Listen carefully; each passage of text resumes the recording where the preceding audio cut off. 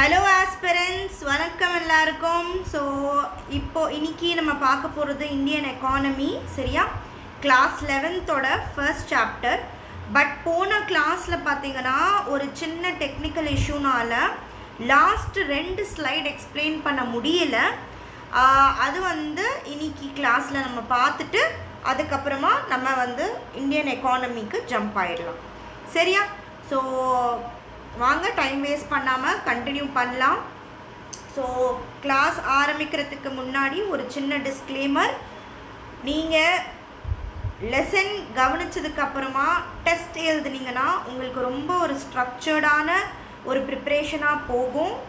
So நீங்கள் free GS and maths class யூடியூப்பில் கவனித்து இந்த கிளாஸில் நான் உங்களுக்கு தர நோட்ஸையும் டெஸ்ட் சீரீஸையும் பெய்டு ஜஸ்ட் 1,999 கொடுத்து நீங்கள் என்னோடய வெப்சைட்டில் இருந்து இந்த notes and test series 1 full இயருக்காக ஜாயின் பண்ணிக்கிட்டீங்க அப்படின்னா உங்களுக்கு ஒரு ரொம்ப ரொம்ப பெனிஃபிட்டான ஒரு கோர்ஸாக இருக்கும்.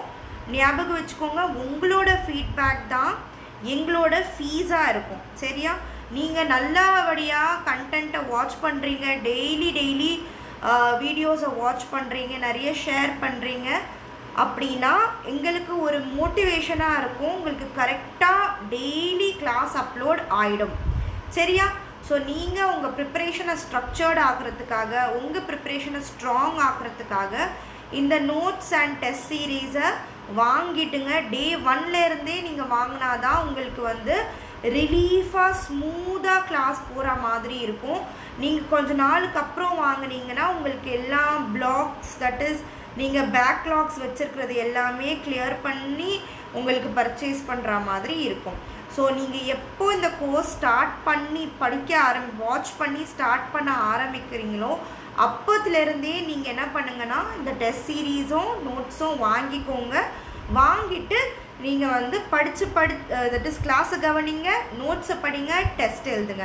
ரொம்ப ஸ்மூத்தாக 1 இயர் ஃபுல்லாக நல்லபடியாக ப்ராக்டிஸ் பண்ணி உங்களுக்கு எந்த சர்வீஸ் வேணுமோ, குரூப் 1, குரூப் 2, குரூப் 4 எந்த சர்வீஸ் வேணுமோ நீங்கள் அந்த சர்வீஸோட எக்ஸாம் எழுதலாம். இது ப்ரிலிம்ஸ் கம்ஸ் மெயின்ஸ் கோர்ஸ். இந்த ஃபுல் சீரீஸில் நீங்கள் பார்ப்பீங்க. நடுவில் ப்ரிலிம்ஸ் பாயிண்ட் ஆஃப் வியூலேயும் அந்த டாபிக் டீச் பண்ணுவேன், மெயின்ஸ் பாயிண்ட் ஆஃப் வியூலேயும் அந்த டாபிக் டீச் பண்ணுவேன். சரியா? மெயின்ஸோட தனிப்பட்ட சிலபஸும் நடுவில் இன்க்ளூட் பண்ணி இது ஃபுல் கோர்ஸாக இருக்க போகுது.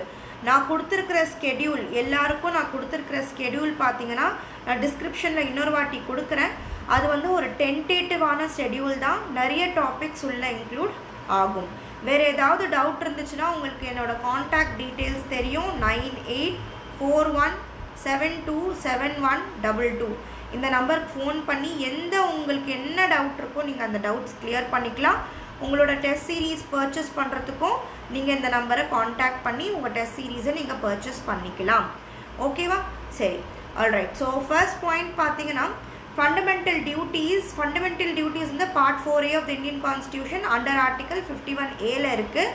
ஸோ எப்படி இந்த ஃபண்டமெண்டல் டியூட்டிஸ் முன்னாடி நம்ம கான்ஸ்டியூஷனில் இல்லை, எந்த அமெண்ட்மெண்ட்க்கு அப்புறம் இது வந்தது? 42nd அமெண்ட்மெண்ட் ஆக்ட் ஆஃப் 1976க்கு அப்புறம் வந்தது.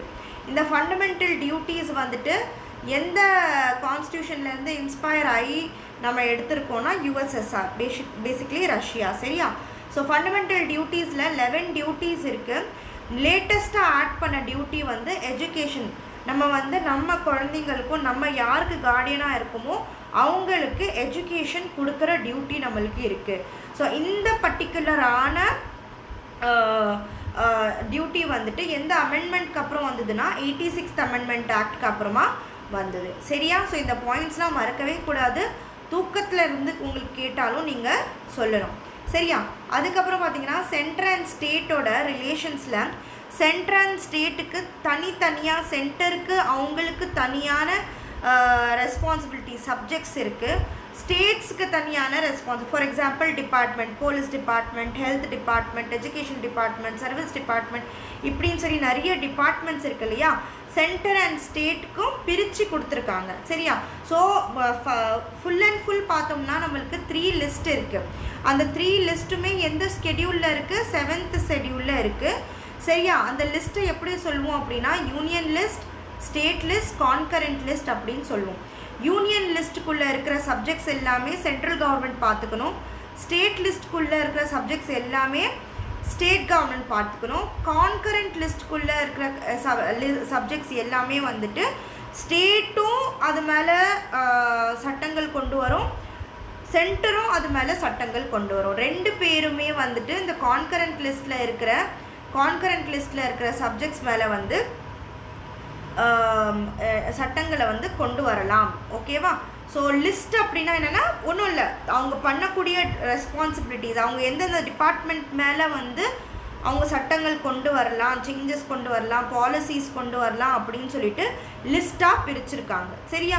ஸோ அதுக்குள்ளே இருக்கிற ஒவ்வொரு டிபார்ட்மெண்ட்டும் சப்ஜெக்ட் அப்படின்னு சொல்லுவோம். ஃபார் எக்ஸாம்பிள், ஏதாவது ஒரு ஸ்டேட்டுக்கும் சென்டருக்கும் கான்கரண்ட் லிஸ்ட்டில் இருக்கிற ஒரு சப்ஜெக்ட் மேலே சண்டை வந்தது அப்படின்னா பார்லிமெண்ட் என்ன செய்யுது அப்படின்னா ஸ்டேட்டை விட நம்ம சென்டருக்கு தான் வந்துட்டு அதிகமான பவர் கொடுக்குது கான்ஸ்டிடியூஷன். சரியா? ஸோ கான்ஸ்டிடியூஷன் என்ன சொல்லுது? ஸ்டேட் என்ன சட்டம் கொண்டு வந்திருக்கோ அது செல்லாது, சென்டர் கொண்டு வந்த சட்டம் தான் செல்லும். எப்போ ஏதாவது ஒரு சண்டை வந்தால் ரெண்டு பேருக்கும் நடுவில், சென்டருக்கும் ஸ்டேட்டுக்கும் நடுவில் ஏதாவது ஒரு கான்கரண்ட் லிஸ்ட் மேலே இருக்கிற சப்ஜெக்டில் ஏதாவது ஒரு கான்ஃப்ளிக்ட் வந்துச்சுன்னா அப்போது சென்ட்ரல் கவர்மெண்ட்டோட சட்டம் தான் செல்லும் அப்படின்னு சொல்கிறாங்க. ஓகேவா? ஸோ எத்தனை சப்ஜெக்ட்ஸ் இருக்குது ஒவ்வொரு லிஸ்ட்லேயும் அப்படின்னு பார்த்தீங்கன்னா யூனியன் லிஸ்ட்டில் பார்த்தீங்கன்னா 100 சப்ஜெக்ட்ஸ் இருக்குது. அப்ராக்சிமேட்லி 100 சப்ஜெக்ட்ஸ்னால் 100 டிபார்ட்மெண்ட்ஸ் வந்து யூனியன் சென்ட்ரல் கவர்மெண்ட்க்கு கீழே வரும். அதே மாதிரி ஸ்டேட் கவர்மெண்ட்க்கு பார்த்தீங்கன்னா 61 சப்ஜெக்ட்ஸ் இருக்குது. கான்கரண்ட் லிஸ்ட்டுக்குள்ளே 52 சப்ஜெக்ட்ஸ் இருக்குது. சரியா? ஸோ 42nd அமெண்ட்மெண்ட் ஆக்டில் ஒரு விஷயம் நடந்தது. 5 சப்ஜெக்ட்ஸ் வந்துட்டு கான்கரண்ட் லிஸ்ட்டில் வந்து தள்ளிட்டாங்க. சரியா? So moved 5 subjects to concurrent list. So ஒரு சில சென்ட்ரல் கவர்மெண்ட்டில் இருந்த லிஸ்ட்டும் ஒரு சில ஸ்டேட் கவர்மெண்ட்டில் இருந்த சப்ஜெக்ட்ஸும் சென்ட்ரல் கவர்மெண்ட்டில் இருந்த சப்ஜெக்ட்ஸும் எடுத்துகிட்டு கான்கரண்ட் லிஸ்ட்டுக்குள்ளே போட்டுட்டாங்க. எத்தனை சப்ஜெக்ட்? 5 சப்ஜெக்ட்ஸை எடுத்து கான்கரண்ட் லிஸ்ட்டுக்குள்ளே போட்டுட்டாங்க. எந்த அமெண்ட்மெண்ட்டில்? 42nd அமெண்ட்மெண்ட்டில். ஓகேவா? Example education and forest. இந்த 5 சப்ஜெக்ட்ஸ் எது அப்படின்னு சொல்லிட்டு நீங்கள் ஃபைண்ட் அவுட் பண்ணுறது தான் உங்களோட வேலை. ஓகேவா? அடுத்தது வந்து அட்மினிஸ்ட்ரேஷன் அண்ட் ஃபினான்ஷியல் ரிலேஷன். பார்த்தீங்கன்னா administration and financial relation. So states act within their territory competence. Finance Commission Article 280 recommends tax devolution. So administration and financial relationல பார்த்தீங்கன்னா ஸோ அட்மினிஸ்ட்ரேஷனும் ஃபினான்ஸும் வந்து ஸ்டேட் வந்து அவங்கவுங்க ஸ்டேட் அவங்கவுங்க டெரிட்டரிக்குள்ளே அட்மினிஸ்ட்ரேஷனும் ஃபினான்ஸ் அஃபேர்ஸும் மேனேஜ் பண்ணிப்பாங்க அப்படின்னு சொல்கிறாங்க. இன்னொரு விஷயம் என்ன அப்படின்னா ஃபினான்ஸ் கமிஷன் அப்படின்னு சொல்லிட்டு ஒரு கமிஷன் வந்தது. அது எந்த ஆர்டிக்கல் கீழே வந்ததுன்னா ஆர்டிக்கல் 280க்கு கீழே வந்தது. ஓகேவா? இப்போ மெயினாக வந்து இந்த ஃபினான்ஸ் கமிஷன் என்ன ரெக்கமெண்ட் பண்ணுச்சு அப்படின்னா டேக்ஸ் டெவல்யூஷனை ரெக்கமெண்ட் பண்ணுச்சு. ஸோ டேக்ஸ் டெவல்யூஷன் அப்படின்னா என்ன அப்படின்னா சென்ட்ரல் கவர்மெண்ட் வந்துட்டு அவங்களுக்கு வர டேக்ஸ் வந்து ஸ்டேட் கவர்மெண்ட் கூட ஷேர் பண்ணுறது தான் tax devolution. So central government எப்படி அவங்களோட டேக்ஸ் வந்து ஷேர் பண்ணணும் அப்படின்னு சொல்லிட்டு அந்த கைட்லைன்ஸ் அந்த கைட் பண்ணுது. ஸோ எவ்வளோ ஷேர் வந்து சென்ட்ரல் கவர்மெண்ட் வந்து ஸ்டேட் கவர்மெண்ட்க்கு கொடுக்கணும் அப்படின்னு சொல்லிட்டு சொல்கிற கமிஷன் தான் இந்த ஃபினான்ஸ் கமிஷன். டேக்ஸ் டெவல்யூஷன்னா சென்ட்ரல் கவர்மெண்ட்க்கு வர டேக்ஸ் வந்து ஸ்டேட் கவர்மெண்ட்க்கு டிஸ்ட்ரிபியூட் பண்ணுறது தான் டேக்ஸ் டெவல்யூஷன். ஸோ ஒரு ஃபினான்ஸ் கமிஷன் வந்து அண்டர் ஆர்டிக்கல் 280 வந்து ஃபார்ம் பண்ணாங்க. இந்த ஃபினான்ஸ் கமிஷன் தான் சென்ட்ரல் கவர்மெண்ட்க்கு ரெக்கமெண்ட் பண்ணும் எவ்வளோ டேக்ஸ் நீங்கள் ஸ்டேட் கவர்மெண்ட்க்கு கொடுக்கணும் அப்படின்னு சொல்லிட்டு. இது எதுக்காக கொண்டு வந்தாங்க அப்படின்னா ஃபினான்ஷியல் பேலன்ஸ்க்காக கொண்டு வந்தாங்க. ஃபினான்ஷியல் பேலன்ஸ்க்காக இந்த ஃபினான்ஸ் கமிஷனை கொண்டு வந்தாங்க. சரியா? Income tax, GST, corporate tax இதெல்லாம் வருது இல்லையா? இது எப்படி வந்து சென்டர் ஸ்டேட்டுக்கு நடுவில் டிஸ்ட்ரிபியூட் ஆகணும் அப்படின்னு சொல்கிறது யார்? இந்த ஃபினான்ஸ் கமிஷன் தான். சரியா? அடுத்த பாயிண்ட் பார்த்தீங்கன்னா key commissions on relation. So இந்த ஜென்ரலாக வந்து ஸ்டேட்டுக்கும் சென்டருக்கும் இருக்கிற ரிலேஷன்ஸ்க்காக கொண்டு வந்த கமிஷன்ஸ் அப்படின்னு பார்த்தீங்கன்னா சர்க்காரியா கமிஷன் கொண்டு வந்தாங்க. 1983 கொண்டு வந்தாங்க. சர்க்காரியா கமிஷனில் நிறைய ரெக்கமெண்டேஷன் இருந்துச்சு. ஓகேவா, நிறைய ரெக்கமெண்டேஷனாக சர்க்காரியா கமிஷன் கொண்டு வந்த நிறைய ரெக்கமெண்டேஷனை நம்ம வந்து இம்ப்ளிமெண்ட் பண்ணிட்டோம். சரியா, இந்த சர்க்காரியா கமிஷன் என்னென்ன கொண்டு வந்திருக்கு அப்படின்னு சொல்லி டீட்டெயில்டாக லக்ஷ்மிகாந்த் படிக்கும் போது சொல்லுவேன். சரியா, ஸோ இப்போதைக்கு சர்க்காரியா கமிஷன்னா என்னன்னு தெரியுது இல்லையா. This is a relation, centre and ஸ்டேட்க்கு நடுவில் என்னென்ன ரிலேஷன் இருக்கணும்னு சொல்லி ரெக்கமெண்டேஷன் கொண்டு வந்த ஒரு கமிஷன் தான் இந்த சர்க்காரியா கமிஷன். சரியா, அடுத்தது பார்த்தீங்கன்னா ராஜமன்னர்.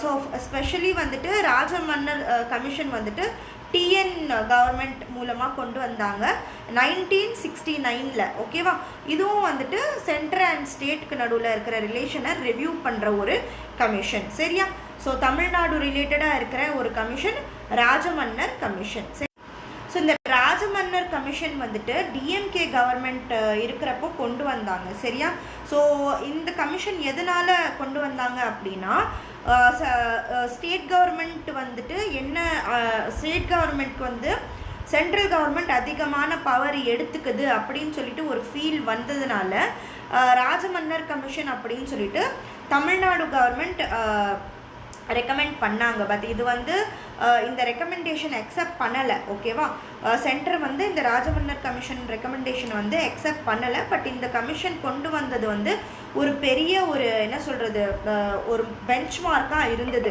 சென்ட்ரல் அண்ட் ஸ்டேட்டுக்கு நடுவில் ஸ்டேட்டோட ரைட்ஸ்க்காக, ஃபெட்ரல் பேலன்ஸ்க்காக தமிழ்நாடு கவர்மெண்ட் தான் ஃபெட்ரல் பேலன்ஸ். இந்த கீவேர்ட்ஸ்லாம் நீங்கள் நல்லா யூஸ் பண்ணிக்கணும். சரியா, ஸோ இந்த கேசஸ்லாம் நீங்கள் வந்து உங்கள் மெயின்ஸ் ஆன்சர்ஸ்க்கு கொடுத்தீங்கன்னா நல்லாயிருக்கும்.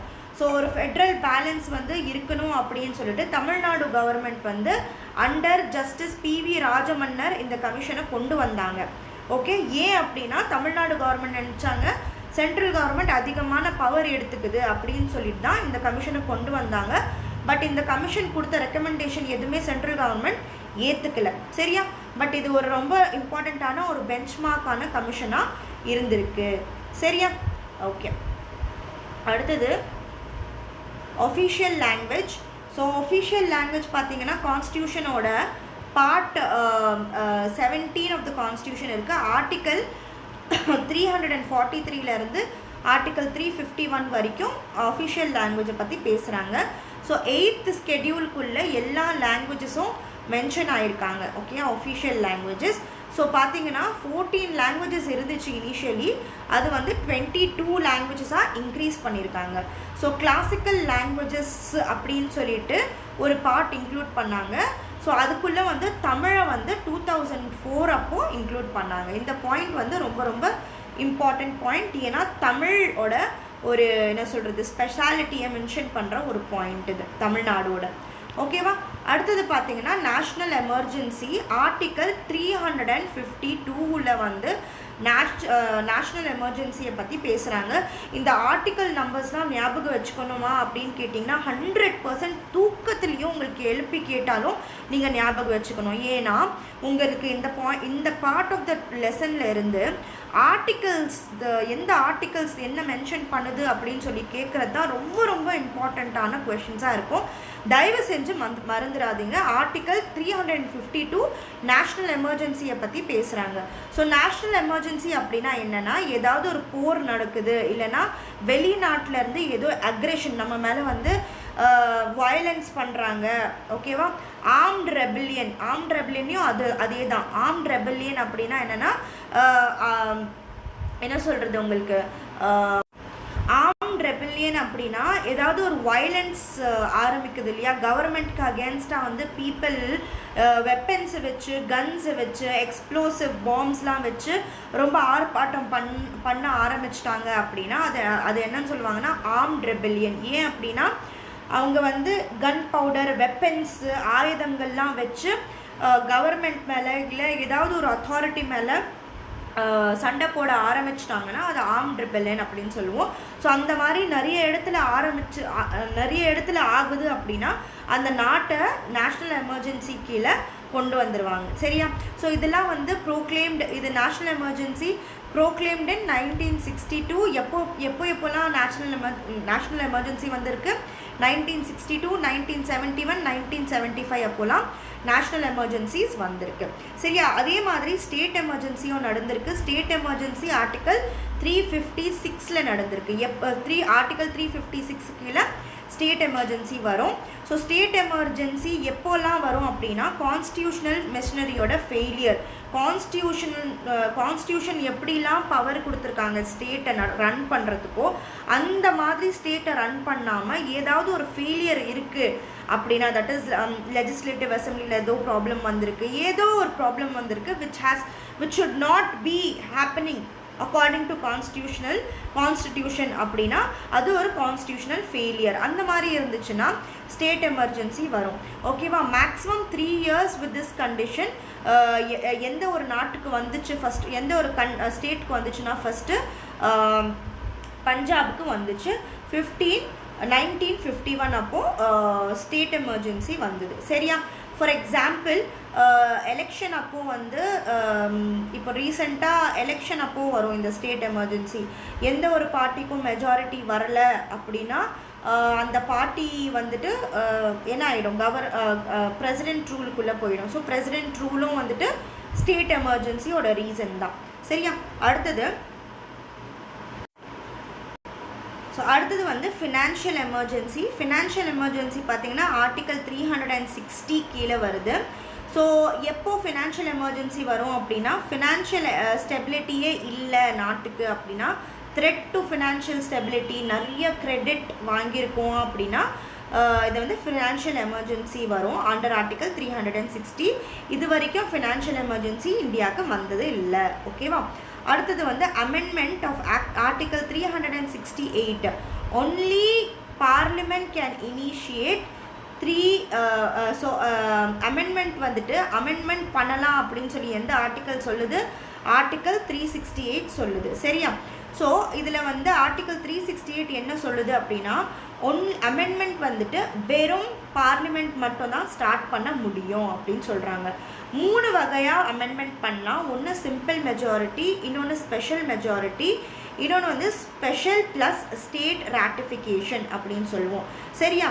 ஸோ அமெண்ட்மெண்ட்ஸ்லேயே பார்த்தீங்கன்னா 42nd அமெண்ட்மெண்ட்டை வந்துட்டு 42nd அமெண்ட்மெண்ட் வந்துட்டு 1 செகண்ட் அமெண்ட்மெண்ட்லேயே 42nd அமெண்ட்மெண்ட் வந்துட்டு என்ன சொல்லுவோம்னா மினி கான்ஸ்டிடியூஷன் அப்படின்னு சொல்லுவோம். சரியா? 42nd அமெண்ட்மெண்ட் என்ன சொல்லுவோம்? மினி கான்ஸ்டியூஷன் அப்படின்னு சொல்லுவோம். சரியா? ஸோ இந்த simple majority, special majority, special plus state ratification அப்படின்னா என்னன்னு தெரிஞ்சுக்கிறது ரொம்ப ரொம்ப ரொம்ப ரொம்ப இம்பார்ட்டண்ட், வெரி இம்பார்ட்டண்ட் பாயிண்ட்டு. உங்களுக்கு நான் வந்து டைப்ஸ் ஆஃப் மெஜாரிட்டி நடத்துகிறப்போ எக்ஸாம்பிள்ஸோட இந்த மெஜாரிட்டிஸை நடத்துவேன். தயவு செஞ்சு நீங்கள் ஃபாலோ பண்ணிக்கோங்க. இன்னைக்கு கிளாஸ் வரைக்கும் நீங்கள் என்ன உங்களுக்கு தெரியணுன்னா, அமெண்ட்மெண்ட் யார் ஆரம்பிக்கலாம்? பார்லிமெண்ட் மட்டும்தான் அமெண்ட்மெண்ட் பண்ண முடியும். எந்த ஒரு பில்லுக்கும், எந்த ஒரு லாக்கும் சரி, எந்த ஒரு ஆர்டிக்கல், எது கான்ஸ்டியூஷனை அமெண்ட் பண்ணுறதுக்கு ரைட்ஸ் வெறும் பார்லிமெண்ட்டுக்கு மட்டும்தான் இருக்குது. எந்த ஆர்டிக்கலுக்கு கீழே இருக்குது? ஆர்டிக்கல் 368க்கு கீழே இருக்குது. எந்த விதமாக அமெண்ட்மெண்ட் பண்ணலாம்? சிம்பிள் மெஜாரிட்டி மூலமாக பண்ணலாம், ஸ்பெஷல் மெஜாரிட்டி மூலமாக பண்ணலாம், ஸ்பெஷல் ப்ளஸ் ஸ்டேட் ராட்டிஃபிகேஷன் மூலமாக பண்ணலாம். ஓகேவா? ஸோ இது வந்து நான் எக்ஸ்பிளைன் பண்ணுவேன். உங்களோட கிளாஸில் புக்கில் என்ன இருக்கோ அதை நான் கொடுத்துருக்கேன். நீங்கள் இதை ரிவைஸ் பண்ணுங்கள். ஏன்னா வந்து நான் கண்டென்ட் வந்து திருப்பி நடத்துகிற மாதிரி இருக்கக்கூடாதுன்னு சொல்லி தான் இப்போ நான் எக்ஸ்பிளைன் பண்ணாமல் நான் types of majority mains point of வியூவில் கொஞ்சம் டீட்டெயில்டாக லக்ஷ்மிகாந்த் மூலமாக எடுக்கிறப்போ நான் இதை உங்களுக்கு டீட்டெயில்டாக எக்ஸ்பிளைன் பண்ணுறேன். சரியா? ஓகே. ஸோ இதை விட ஸோ இங்கே வந்து உங்களோட கிளாஸ் என்ன சொல்கிறது, class 10th and 12th Indian constitution வந்துட்டு முடிஞ்சிருக்கு. ஓகேவா? ஸோ அடுத்தது வந்து இந்தியன் எக்கானமியை பார்க்கலாம். ஸோ இப்போ பார்க்கலாம் இந்தியன் எக்கானமி கிளாஸ் 11ஓட சாப்டர் 7. சரியா? இது ஒரு பெரிய சாப்டர்ப்பா. சரியா? நீங்கள் உட்காந்து படித்து ரீட் பண்ணி நோட்ஸை கொண்டு வரத்துக்கு வந்து உங்களுக்கு ஒரு 2 நாள் 3 நாள் ஆகிடும். ஸோ உங்கள் 3 நாள் வேலையை நம்ம வந்து இந்த கிளாஸில் உங்களுக்கு க்ரக்ஸ் பண்ணி கொடுத்துருக்கோம். உங்கள் வேலையை ரெடியூஸ் பண்ணி உங்களுக்கு படிக்கிறதுக்கு ஒரு ரெடிமேட் மெட்டீரியலாக ஆக்கி கொடுத்துருக்கோம். ஸோ நீங்கள் என்ன பண்ணணும் அப்படின்னா, நீங்கள் வந்து நல்லபடியாக இந்த கோர்ஸை, இந்த வீடியோ கிளாஸை கவனிக்கணும். கவனித்ததுக்கு அப்புறமா நீங்கள் என்ன பண்ணணும் அப்படின்னா, இந்த நோட்ஸ் வந்துட்டு இந்த நோட்ஸை நல்லா ரிவைஸ் பண்ணணும். நோட்ஸில் கொடுத்துருக்குற ஒவ்வொரு பாயிண்ட்டும் டீட்டெயில்டாக உங்களுக்கு புரியுதா அப்படின்னு நீங்கள் செக் பண்ணியிருக்கணும். அது பண்ணதுக்கப்புறமா நீங்கள் நல்லா ரிவைஸ் பண்ணியிருக்கணும். ரிவைஸ் பண்ணிவிட்டு வீக்கெண்டில் டெஸ்ட்டு எழுதணும். வீக்கெண்ட் டெஸ்ட்டில் பார்த்தீங்கன்னா, இதுக்கு முன்னாடி நீங்கள் இந்தியன் கான்ஸ்டியூஷனில் நான் நடத்துனது, இந்தியன் எக்கானமியில் இன்றைக்கி நான் நடத்த போகிறது, சயின்ஸில், ஜியாகிரஃபியில் எல்லாம் ஒரு வாரத்தில், ஓகேவா, ஒரு 5 கிளாஸ்க்கு அப்புறமா, ஃபார் எக்ஸாம்பிள் நீங்கள் வந்து இப்போ டியூஸ்டே பார்ப்பீங்க, வெனஸ்டே பார்ப்பீங்க இல்லையா, அந்த மாதிரி நீங்கள் வந்து எப்போ வேணாலும் நீங்கள் வந்து இந்த டெஸ்ட் கிளாஸஸை பார்த்துருக்கலாம். ஓகேவா. ஸோ மேம் வந்து வீக் டே சொல்கிறாங்க, எப்போ மண்டே இருந்ததோ அப்படின்னு உங்களுக்கு கன்ஃபியூஷன் வரும். ஸோ நீங்கள் வந்து அந்த கன்ஃபியூஷனே எடுத்துக்காதீங்க. ஸோ எவ்ரி 5 கிளாஸஸ்க்கு அப்புறமா டெஸ்ட் இருக்கும். ஓகேவா. ஸோ ஃபஸ்ட்டு இந்தியன் கான்ஸ்டியூஷன் முடிச்சிட்டோம்.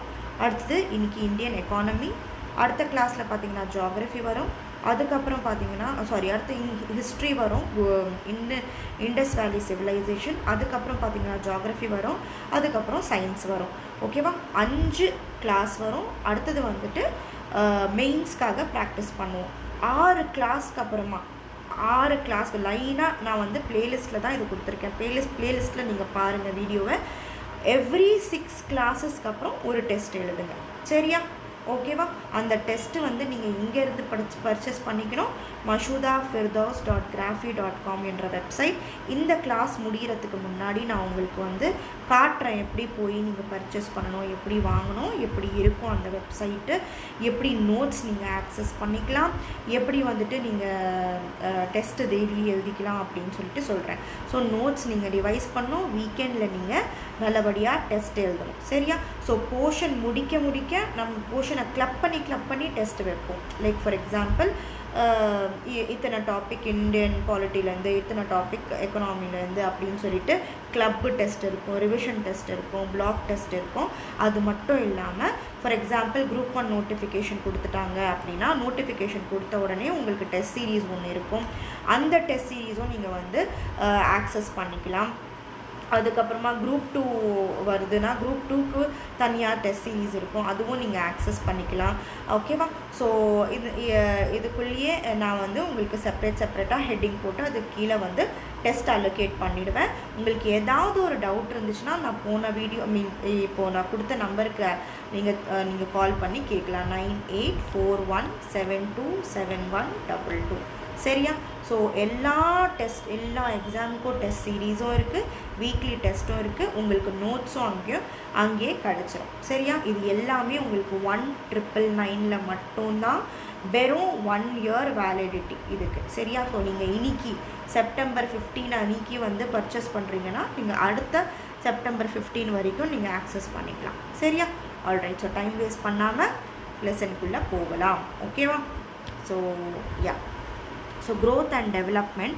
ஸோ ஒரு கண்ட்ரியோட எக்கானமி அப்படின்னு பார்த்தோம் அப்படின்னா, எப்படி நம்ம அந்த கண்ட்ரியை வந்து அந்த கண்ட்ரியோட எக்கானமி பொருளாதாரம் எப்படி இருக்குது அப்படின்னு சொல்லி நம்ம எப்படி வந்து நம்ம கண்டுபிடிப்போம் அப்படின்னா, அந்த கண்ட்ரியோட க்ரோத்தை பார்ப்போம், அந்த கண்ட்ரியோட டெவலப்மெண்ட்டை பார்த்து தான் அந்த கண்ட்ரியோட பொருளாதாரம் எப்படி இருக்குது அப்படின்னு சொல்ல முடியும். சரியா. ஸோ அதை பற்றிலாம் நம்ம பார்ப்போம். ஸோ ஜிடிபி அப்படின்னா என்ன அப்படின்னு பார்க்க போகிறோம். அதுக்கப்புறம் குவாலிட்டி ஆஃப் லைஃப் இண்டெக்ஸஸ்னால் என்ன அப்படின்னு பார்க்க போகிறோம். ஓகேவா. ஸோ இதை வச்சு தான் வந்து ஒரு பர்டிகுலர் நாடு வந்து க்ரோத் ஆகிருக்கா, டெவலப்ட் ஆகிருக்கா அப்படின்னு சொல்லுவாங்க. சரியா. So growth versus development. க்ரோத்னால் என்ன, டெவலப்மெண்ட் அப்படின்னா என்ன அப்படின்னு பார்த்தீங்கன்னா, க்ரோத் அப்படின்னா ஒரு பர்டிகுலர் கண்ட்ரியோட இன்கம் வந்து எவ்வளோ ஏறுது அப்படின்னு பார்க்குறது தான் க்ரோத். ஓகேவா. ஒரு கண்ட்ரியில் வந்து அவங்க வாழ்கிற மக்கள் வந்து எவ்வளோ நம்ம நாட்டுக்கு சம்பாதிச்சு கொடுக்குறாங்க அப்படின்னு பார்க்குறது தான் க்ரோத். டெவலப்மெண்ட் அப்படின்னு பார்த்தீங்கன்னா, அந்த நாட்டில் இருக்கிற மக்கள் எவ்வளோ நல்லபடியாக அவங்களோட வாழ்க்கையை வாழ்கிறாங்க அப்படின்னு பார்க்குறது தான் development. Rise in people's wellbeing and opportunities. எவ்வளோ வந்து அந்த நாட்டில் வாழ்கிற மக்களுக்கு எவ்வளோ வசதிகள்லாம் இருக்குது, எவ்வளோ வேலை வாய்ப்புலாம் கிடைக்குது, எவ்வளோ நல்லபடியாக அவங்க இருக்கிறாங்க அப்படின்னு பார்க்குறது தான் டெவலப்மெண்ட். சரியா? ஓகே, அடுத்த பாயிண்ட் பார்த்தீங்கன்னா national income measure. So national income measure வந்துட்டு எப்போவுமே பை ஜிடிபி பண்ணுவோம். Countries often measure growth by GDP, gross domestic product. ஓகேவா? ஸோ அதோட டெஃபினேஷன் என்ன அப்படின்னு பார்த்தீங்கன்னா, ஜிடிபியோட definition total monetary value of all final goods and services produced within a year. ஒரு வருஷத்தில் எவ்வளோ மானிட்ரினா என்னது, காசு, எவ்வளோ வந்து காசு வந்து எவ்வளோ பணம் கிடைக்கிது ஃபைனல் குட்ஸ் அண்ட் ப்ராடக்ட்ஸ் வழியாக அந்த கண்ட்ரிக்கு ஒரு வருஷத்துக்கு எவ்வளோ பணம் கிடைக்கிது, அதுதான் வந்துட்டு ஜிடிபி அப்படின்னு சொல்லுவோம். சரியா? ஓகேவா? அடுத்தது பார்த்தீங்கன்னா இந்த ஜிடிபி வந்துட்டு ரெண்டுமே குட்ஸ் அண்ட் சர்வீசஸ் ரெண்டுத்துக்குமே சேர்த்து தான் கவுண்ட் பண்ணுவோம். Okay, so goods plus services, GDP counts both tangible goods and services. So produce பண்ணுற பொருளும் சர்வீஸும் ரெண்டுமே சேர்த்து, சர்வீஸ்லேயும் எவ்வளோ பணம் சம்பாதிக்குது அந்த பர்டிகுலர் நாடு, பொருளால் எவ்வளோ பணம் சம்பாதிக்குது அந்த பர்டிகுலர் நாடு, அதை ரெண்டுமே சேர்த்து தான் அந்த நாட்டோட ஜிடிபி அப்படின்னு சொல்லுவோம். சரியா? இதில் ஹெல்த் கேர், எஜுகேஷன் எல்லாமே வரும். ஓகேவா? அடுத்தது பார்த்தீங்கன்னா இந்த ரெண்டு டைப் ஆஃப் ஜிடிபி இருக்குது, நாமினல் வர்சஸ் ரியல் ஜிடிபி. இதோட ப்ரீஃப் எக்ஸ்ப்ளனேஷன் அடுத்த ஸ்லைடில் இருக்குது. ஸோ ரியல் ஜிடிபி அப்படின்னா என்னென்னா, சும்மா உங்களுக்கு இப்போதைக்கு புரியறதுக்கு சொல்கிறேன். ரியல் ஜிடிபி என்னென்னா adjust for inflation. That is ஏதாவது ஒரு என்ன சொல்கிறது, இன்ஃப்ளேஷன் அப்படின்னா விலையேற்றங்கள் வரப்போ வந்து ரியல் ஜிடிபியில் அட்ஜஸ்ட்மெண்ட்ஸ் பண்ணலாம். தட் இஸ் கொஞ்சம் சேஞ்சஸ் பண்ணக்கூடிய ஜிடிபியை வந்து ரியல் ஜிடிபி அப்படின்னு சொல்லுவோம். ஓகேவா? விலையேற்றங்கள் வரப்போ இது வந்து ரியல் ஜிடிபியில் அட்ஜஸ்ட்மெண்ட் பண்ணலாம். Better for comparing years. ஓகேவா? ஸோ இது வந்து நான் சொல்கிறேன், உங்களுக்கு எக்ஸ்பிளைன் பண்ணுறேன். ரியல் ஜிடிபின்னா என்ன, நாமினல் ஜிடிபின்னா என்ன, அடுத்த ஸ்லைடில் வரும். ஓகேவா? ஏதாவது ஒரு இன்ஃப்ளேஷன் அப்படின்னா என்னது, விலை ஏற்றங்கள் வர்றப்போ நம்ம ஜிடிபியை சேஞ்ச் பண்ணக்கூடிய ஜிடிபியை வந்து ரியல் ஜிடிபி அப்படின்னு சொல்லுவோம். சரியா? அடுத்தது வந்து per capita GDP. Per capita GDP எப்படி நம்ம கால்குலேட் பண்ணுவோம் அப்படின்னா, பர் கேபிட்டானா ஒவ்வொரு மனுஷனும், வாழ்கிற மனுஷன் எவ்வளோ வந்துட்டு அந்த நாட்டுக்கு என்ன சொல்கிறது, அந்த நாட்டுக்கு எவ்வளோ கான்ட்ரிபியூட் பண்ணுறான், எவ்வளோ கொடுக்குறான் அப்படின்னு சொல்லி ஃபைண்ட் அவுட் பண்ணுறது தான் பர் கேபிட்டா ஜிடிபி. இது எப்படி நம்ம கால்குலேட் பண்ணுவோம் அப்படின்னா, டோட்டல் அந்த நாட்டோட டோட்டல் ஜிடிபி டிவைடட் பை அந்த நாட்டோட பாப்புலேஷன் ஃபுல்லாக போட்டுட்டோம்னா நம்மளுக்கு என்ன வேல்யூ வருதோ அதுதான் வந்து ஆவரேஜ் இன்கம் ப்ராக்ஸி அப்படின்னு சொல்லுவாங்க. இந்த ஜிடிபியோட பர் கேபிட்டா இன்கம் வச்சு நம்ம ஃபுல்லாக அந்த நாட்டில் வாழ்கிற எல்லாருமே அவ்வளோ கொடுக்குறாங்களா, எல்லாருமே நல்லா இருக்காங்களான்னு சொல்ல முடியாது. சரியா? ஒரு சில நாட்டில் வந்து ஜிடிபி நல்லா இருக்கும், பட் வந்து டெவலப்மெண்ட் இருக்காது, அங்கே வாழ்கிற மக்கள் வந்துட்டு சந்தோஷமாக இருக்க மாட்டாங்க. சரியா? அடுத்தது வந்து பியாண்ட் ஜிடிபி நிறைய விஷயங்கள் இருக்குது. டெவலப்மெண்ட்டை நம்ம வந்து கணக்கு பார்க்கணும். டெவலப்மெண்ட் அப்படின்னு பார்த்தோம்னா ஜிடிபி மட்டும் இல்லாமல் நிறைய விஷயங்கள் இருக்குது. என்ன அப்படின்னு பார்த்தீங்கன்னா, அங்கே வாழ்கிற மக்களோட லைஃபோட குவாலிட்டி எப்படி இருக்குது, அவங்க பீஸ்ஃபுல்லாக இருக்காங்களா, அவங்க நல்லா தூங்குறாங்களா, அவங்க நல்லா சாப்பிட்றாங்களா, அவங்க சந்தோஷமாக இருக்காங்களா, அதெல்லாம் பார்க்குறது தான் அந்த நாட்டோட டெவலப்மெண்ட். வெறும் வந்து எவ்வளோ பணம் சம்பாதிச்சு கொடுக்குறாங்கன்னு மட்டும் கணக்கு இல்லாமல் அவங்க வாழ்க்கையெல்லாம் எப்படி இருக்குன்னு பார்க்குறது தான் டெவலப்மெண்ட் அப்படின்னு சொல்கிறாங்க. So quality of life index. So லைஃபோட குவாலிட்டிலாம் நல்லா இருக்கா அப்படின்னு செக் பண்ணுற ஒரு சில இண்டிகேட்டர்ஸ் இருக்குது. அது என்னென்ன அப்படின்னு பார்த்தீங்கன்னா, HDI, PQLI, GNHI, இதெல்லாம் வந்துட்டு டெவலப்மெண்ட்டை மெஷர் பண்ணுற இண்டெக்ஸ். இதெல்லாம் என்ன மேம் அப்படின்னு கேட்டிங்கன்னா நெக்ஸ்ட் ஸ்லைடில் நம்ம பார்ப்போம். ஓகேவா? So HDI human development index இது என்னென்ன இது யுனைடெட் நேஷன் வழியாக வந்திருக்கு. என்ன என்னென்ன கணக்கெடுக்கும் அப்படின்னா லைஃப் எக்ஸ்பெக்டன்சி. ஒரு நாட்டில் நிறைய பேர் ஆவரேஜாக எவ்வளோ வருஷங்கள் வாழ்கிறாங்க அப்படின்னு பார்க்குறது தான் லைஃப் எக்ஸ்பெக்டன்சி அந்த நாட்டில் எல்லாரும் எவ்வளோ படிச்சிருக்காங்க, எத்தனை வருஷம் படிச்சிருக்காங்க, அதுதான் வந்து இயர்ஸ் ஆஃப் ஸ்கூலிங் எஜுகேஷன். அதுக்கப்புறம் GNB, cross national income per capita, PPP அப்படின்னு சொல்லுவோம். தட் இஸ் மக்களோட பர்ச்சேஸ் பேரிட்டி, பவர் பேரிட்டி எவ்வளோ இருக்குது, எவ்வளோ வந்து அவங்களால ஒரு பொருள் விற்கிறாங்கன்னா அந்த பொருள் வாங்குகிற பவர் இருக்கா, அப்படி எவ்வளோ இருக்குது, மினிமம் ஆவரேஜாக வந்து எந்த ரேட்டில் விற்றா மக்கள் வாங்குகிற தகுதி மக்களுக்கு இருக்குது, அதுதான் பிபிடி. ஓகேவா? இதை பற்றியும் நம்ம அடுத்த ஸ்லைடில் கொஞ்சம் டீட்டெயில்டாக பார்ப்போம். சரியா? ஸோ YHDI எதுக்காக நம்ம வந்துட்டு HDI வந்து that is human development index வந்து இம்பார்ட்டண்ட் அப்படின்னு சொல்கிறோம் அப்படின்னா, ஒரு நாடு டெவலப்ட் ஆகிருக்கு அப்படின்னு சொல்லி நம்மளுக்கு ஹியூமன் டெவலப்மெண்ட் இண்டெக்ஸ் மூலமாக தான் தெரியும். வெறும் அந்த பர்டிகுலர் நாட்டில் வாழ்கிற மக்கள் எவ்வளோ இன்கம் கொடுக்குறாங்கன்னு தெரிஞ்சுக்கிட்டா நம்ம அந்த நாடு டெவலப் ஆகிருக்கான்னு ஃபுல்லாக நம்மளுக்கு தெரியாது அப்படின்னு சொல்கிறாங்க. எதனால் ஹியூமன் டெவலப்மெண்ட் இண்டெக்ஸ் பார்க்குறோம்? அந்த பர்டிகுலர் நாட்டு டெவலப்டாக இருக்கா அப்படின்னு சொல்லிட்டு நம்மளுக்கு இந்த இண்டிகேட்டர்ஸ் மூலமாக தான் தெரியும் அப்படின்னு சொல்கிறாங்க. சரியா? அடுத்தது PQLI அப்படின்னா பார்ப்போம். அடுத்த இதோட ஆப்ரிவேஷன்லாம் நான் கொடுத்துருக்கேன். சரியா? ஒரே ஒரு நிமிஷம் இருங்க. Okay. So quality of index வந்துட்டு HDI, PQLI, GHNI இண்டெக்ஸஸ் மூலமாக நம்மளுக்கு தெரிய வரும். சரியா? ஓகே. அடுத்த ஸ்லைடு. ஓகே. ஸோ இதில் வந்து what is GNI per capita? GNIனா நான் சொன்ன மாதிரி கிராஸ் நேஷ்னல் இன்கம்மை வந்து GNI அப்படின்னு சொல்லுவாங்க. அப்படின்னா என்னென்னா total income earned by country's residents both domestically and abroad. For example, இப்போது எங்கள் அப்பா வந்துட்டு துபாயில் இருக்கார். ஸோ துபாயில் எங்கள் அப்பா இந்தியன் சிட்டிசன். ஸோ ஆனாலும் அவங்க வந்து துபாயில் இருக்கிறப்ப அவர் எவ்வளோ சம்பாதிக்கிறாரு வந்துட்டு அதுவும் கணக்குக்குள்ளே வரும் GNIயில். ஓகேவா? தட் இஸ் இந்தியாவுக்குள்ளே எவ்வளோ சம்பாதிக்கிறோம், இந்தியா மக்கள் இந்தியாவுக்கு வெளியில் எவ்வளோ சம்பாதிக்கிறாங்க, அது எல்லாமே சேர்த்து தான் கிராஸ் நேஷ்னல் இன்கம். ஸோ ஓகேவா?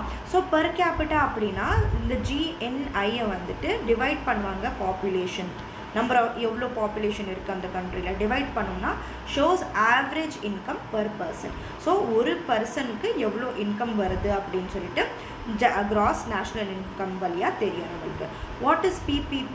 பர்ச்சேசிங் பவர் பேரிட்டி தான் PPP. இது என்ன அப்படின்னா adjust income for differences in cost of living and prices between the country.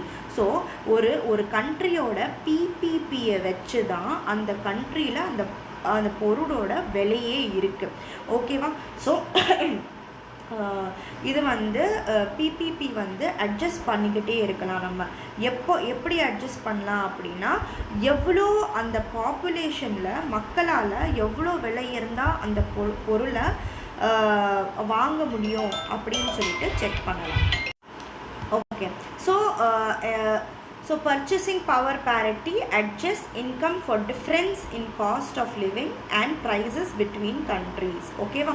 So இந்த பர்ச்சேசிங் பவர் பேரிட்டியை வச்சு தான் வந்து அந்த டிஃப்ரென்சஸ் இருக்குது. ஃபார் எக்ஸாம்பிள், நம்ம கண்ட்ரியில் வந்து அரிசி ஒரு விலைக்கு விற்கும், இன்னொரு கண்ட்ரியில் வேறு விலை. அந்த டிஃப்ரென்சஸ் இந்த காஸ்ட், ஒரு பொருளோட காஸ்ட்டோட டிஃப்ரென்சஸ் வந்து எதனால் வருதுன்னா இந்த PPPனால தான் வருது. சரியா? So GNI per capita, GNI per கேபிட்டானா என்னது? Gross national income per capita என்னது? Actually that is PPP. சரியா? Means average income per person in country adjust for price differences across countries. புரியுதா? ஸோ இதனால் இது வந்து எல்லா நாட்டிலையும் வந்து ஒரு அளவுக்கு சமமாக இருக்கணும் அப்படின்னு சொல்லிட்டு இதை அட்ஜஸ்ட் பண்ணுவாங்க. ஓகேவா? அக்கார்டிங் டு எந்த பேசிஸில் அட்ஜஸ்ட் பண்ணுவாங்க? PPP பேசிஸில் அட்ஜஸ்ட் பண்ணுவாங்க.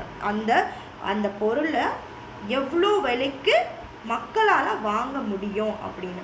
It helps compare living standards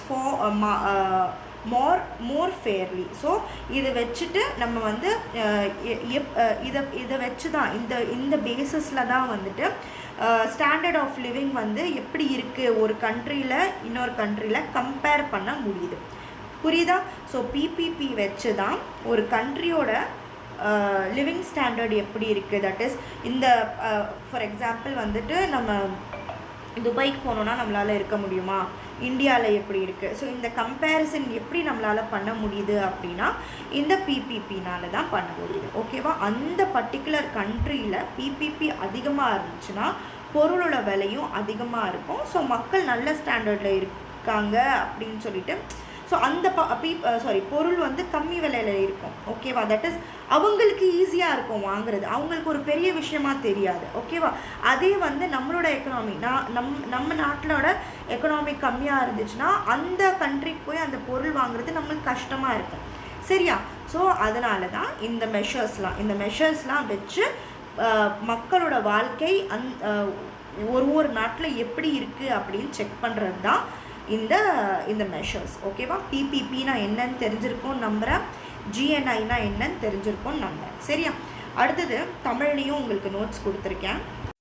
இன்னொரு பெஸ்ட் எக்ஸாம்பிள் உங்களுக்கு ஈஸியாக பிபிபி புரியணும் அப்படின்னா என்ன அப்படின்னு பார்த்தீங்கன்னா, ஃபார் எக்ஸாம்பிள் நான் ஏதோ ஒரு பாஸ்கெட் ஆஃப் குட்ஸ் வாங்குகிறேன். ஓகேவா? அதோட விலை வந்து அந்த பாஸ்கெட் ஆஃப் குட்ஸோட விலை பார்த்தீங்கன்னா இந்தியாவில் 100 ரூபாய் இருக்குது. ஓகேவா? 100 rupees இருக்குது இந்தியாவில். இதே பாஸ்கெட்ஸ் ஆஃப் குட் வந்துட்டு $2 இருக்குது யூஎஸ்ஏல. சரியா? $2 இருக்குது யூஎஸ்ஏல. அப்போ என்னது, $1 வந்துட்டு what is the cost of $1 வந்துட்டு equal to 50 rupees of India அப்படின்னு சொல்லிட்டு. ஸோ இந்த பிபிபி இந்த பாஸ்கெட் வந்துட்டு நான் யூஎஸ்ஏல இருந்தால் என்னால் $2 வாங்க முடியும். இதே பாஸ்கெட் வந்து என்னால் இந்தியாவில் 100 ரூபாய்க்கு வாங்க முடியும். அப்படின்னா டாலரோட ஒரு டாலர் வந்து இந்தியாவோட 50 ரூபாய் அப்படின்னு சொல்லிட்டு நம்ம கம்பேர் பண்ண முடியும் அப்படின்னு சொல்கிறாங்க. ஸோ அதுதான் வந்து இந்த மாதிரி கம்பேர் பண்ணுறதுக்கு தான் இந்த பிபிபிலாம் யூஸ் ஆகுது அப்படின்னு சொல்கிறாங்க. சரியா? ஓகே. அடுத்தது நாமினல் ஜிடிபினா என்ன, ரியல் ஜிடிபினா என்னன்னு சொல்கிறேன் அப்படின்னு சொல்லியிருந்தேன் இல்லையா? ஸோ நாமினல் ஜிடிபி அப்படின்னா பார்த்தீங்கன்னா total value of goods and services produced in a country at current prices without adjusting for inflation. So ஏதாவது விலை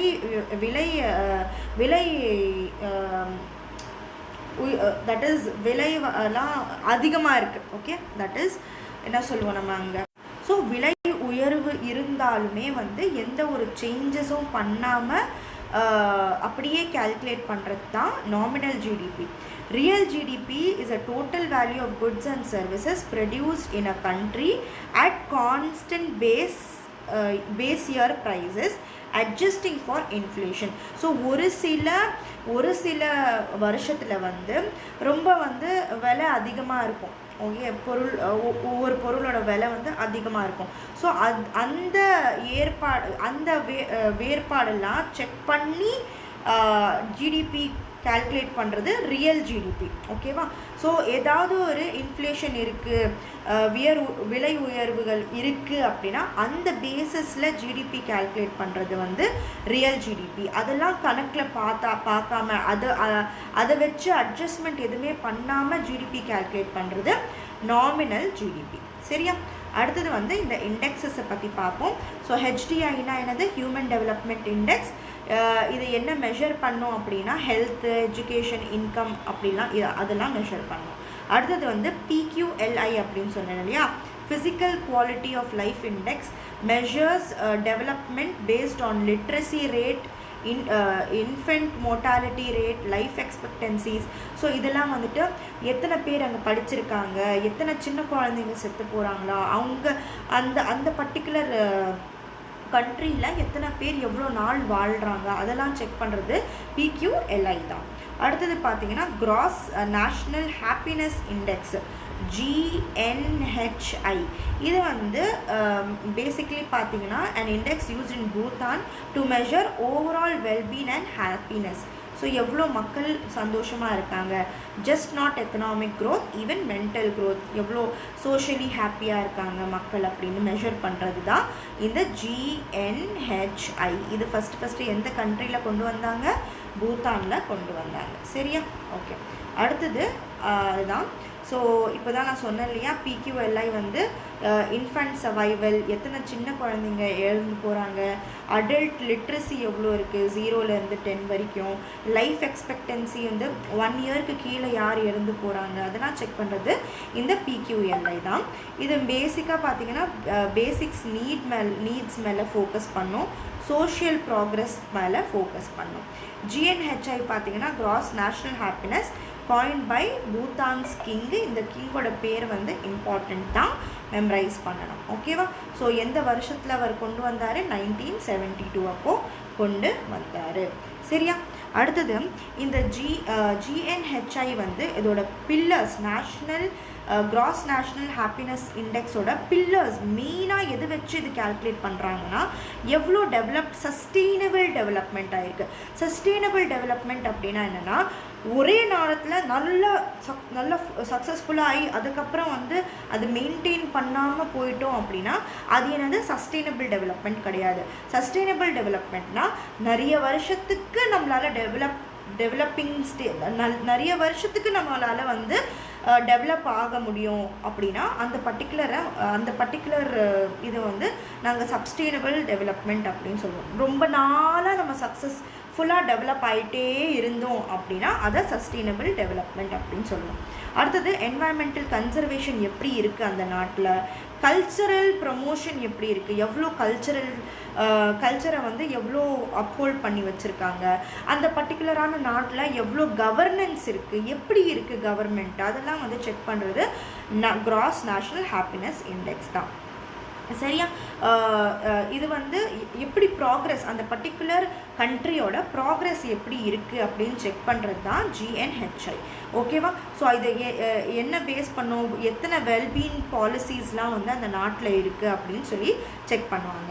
ஸோ டெவலப்டு வர்சஸ் டெவலப்பிங் அப்படின்னா என்ன அப்படின்னு பார்த்தீங்கன்னா, ஸோ டெவலப்மெண்ட் லெவலில் எப்படி செக் பண்ணுறாங்கன்னா, இன்கம் ப்ளஸ் ஹியூமன் இண்டிகேட்டர்ஸ், இது ரெண்டுமே சேர்த்து தான் டெவலப்மெண்ட் லெவலை செக் பண்ணுறாங்க அப்படின்னு சொல்கிறாங்க.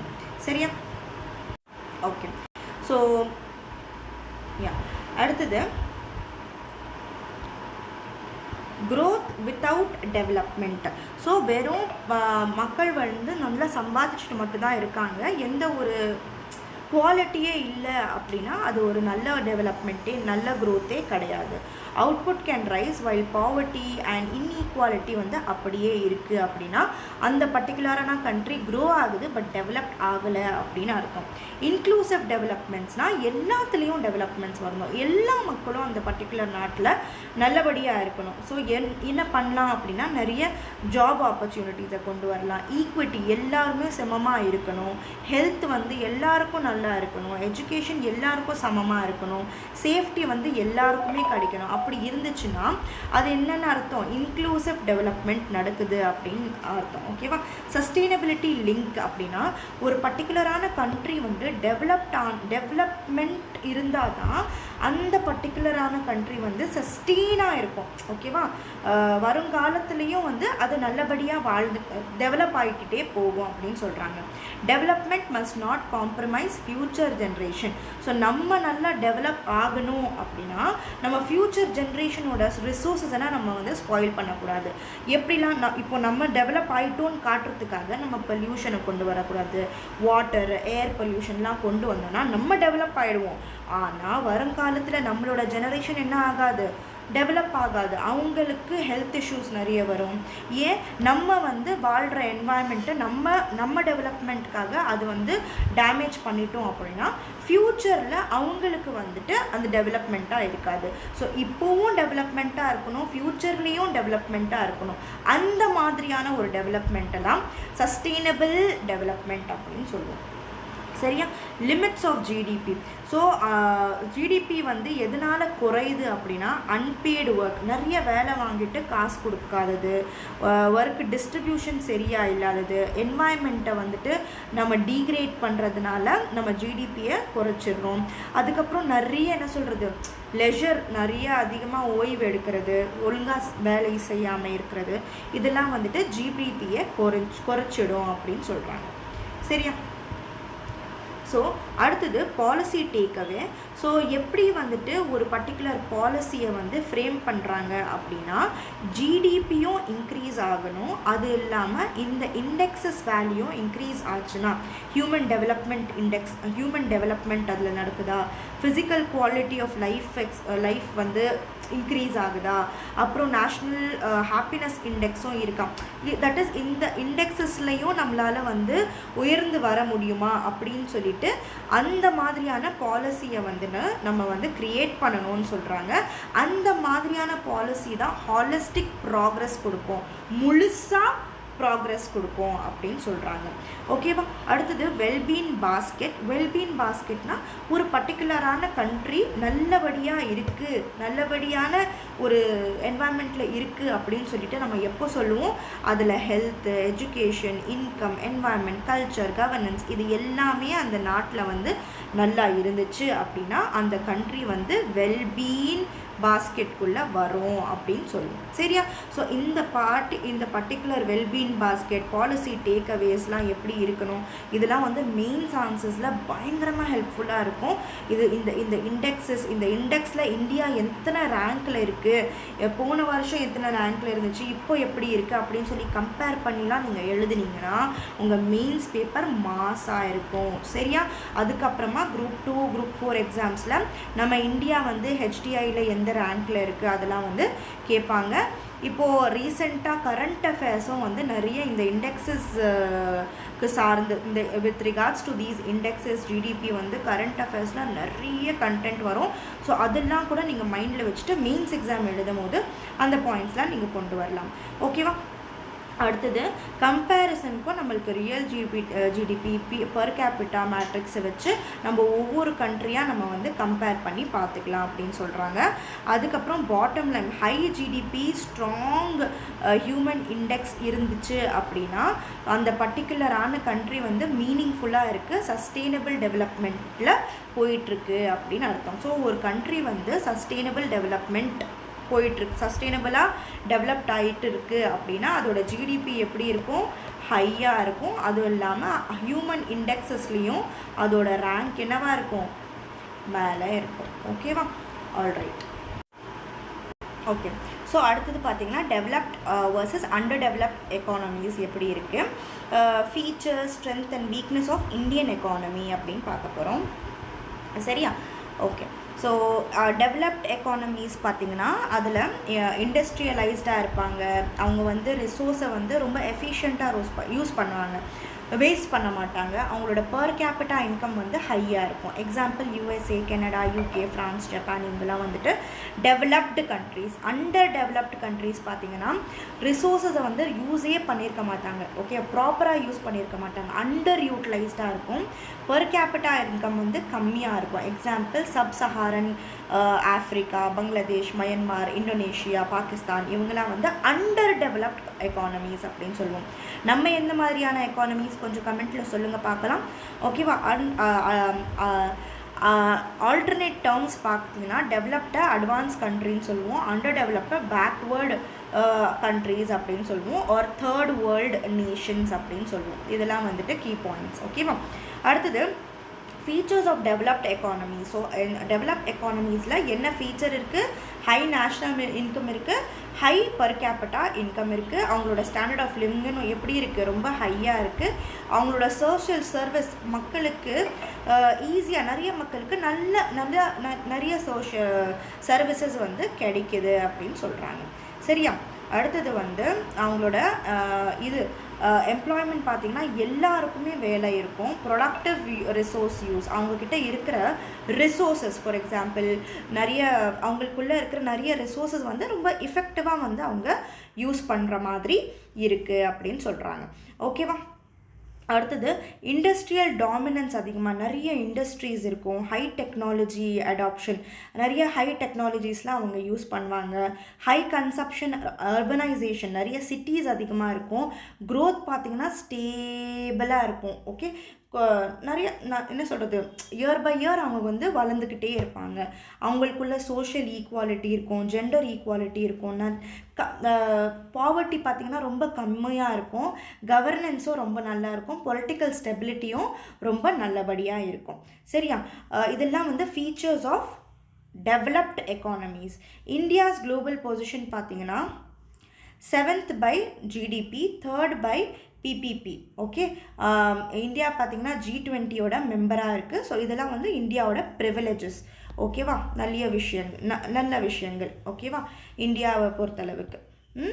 ஓகே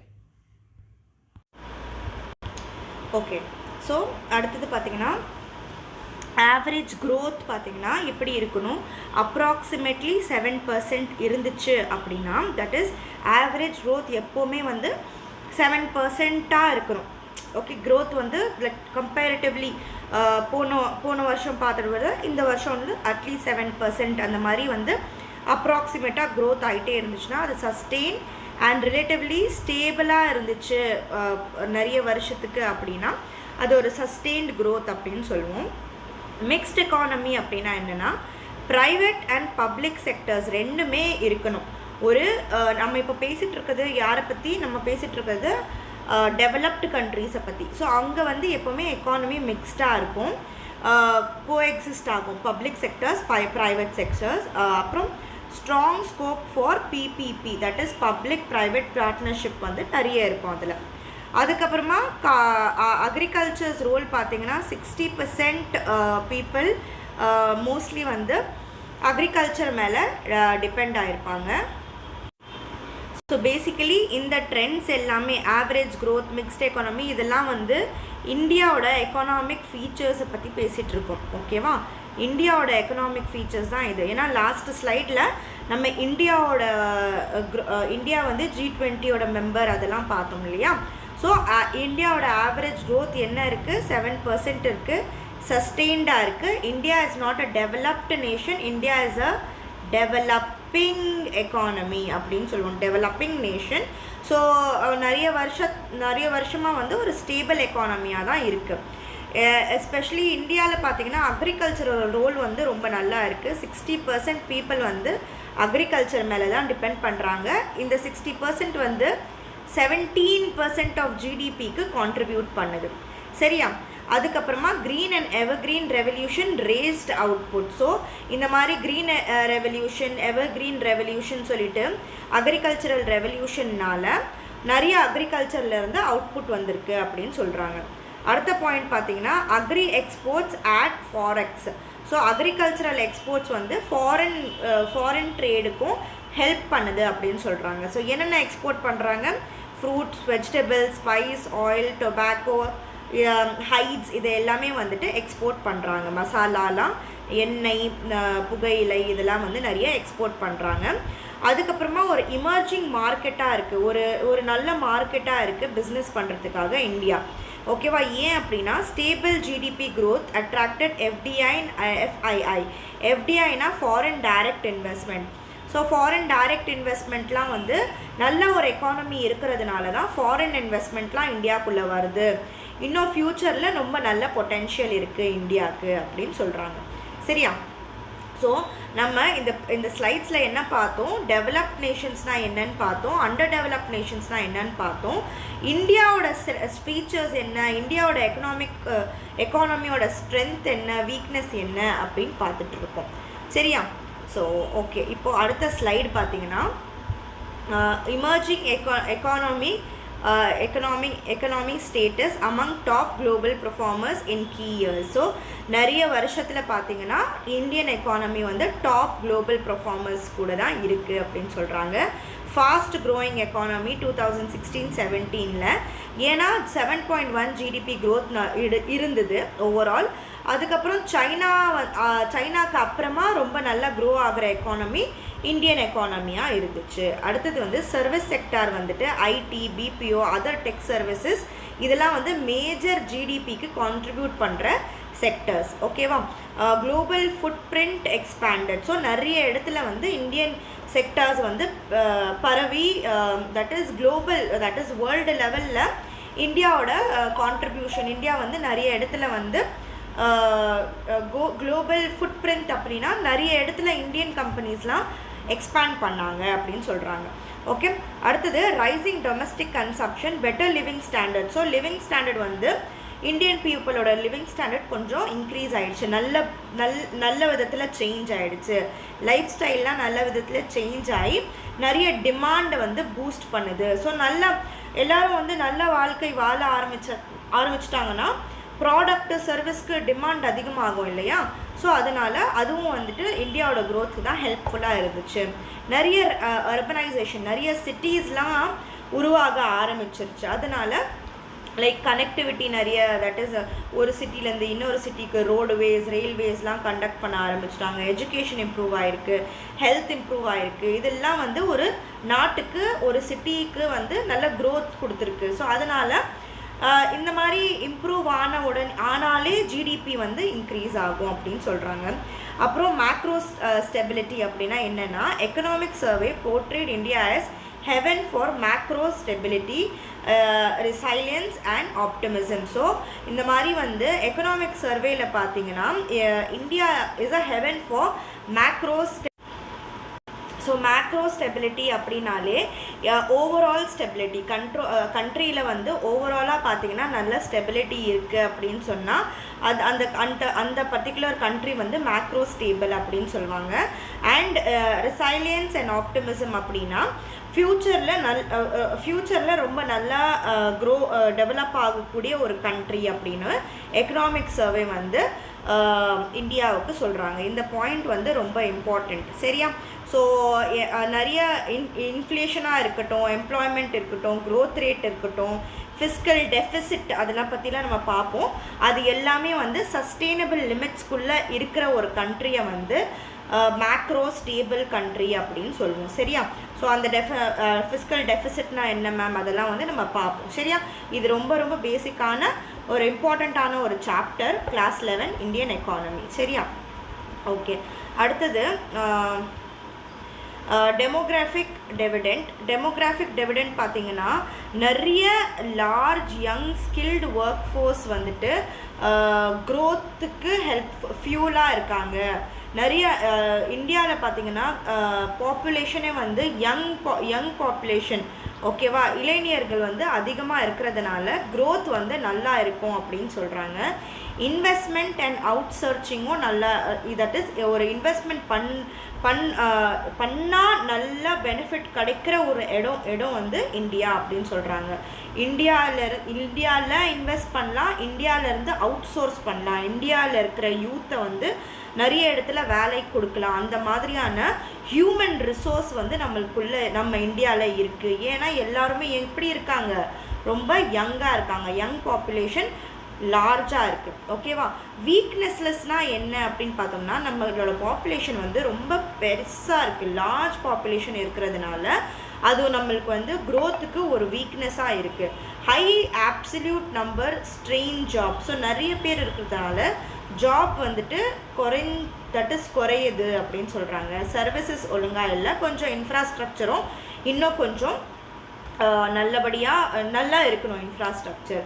இன்னொரு வீக்னஸ் என்னென்னா இன்இக்வாலிட்டி. இங்கே வந்து நிறைய என்ன சொல்கிறது, பணக்காரங்களாக ஆகிட்டே போகாங்க. ரிச் பீப்புளாக பிகமிங் ரிச், புவர் பீப்புளாக பிகமிங் புவர்.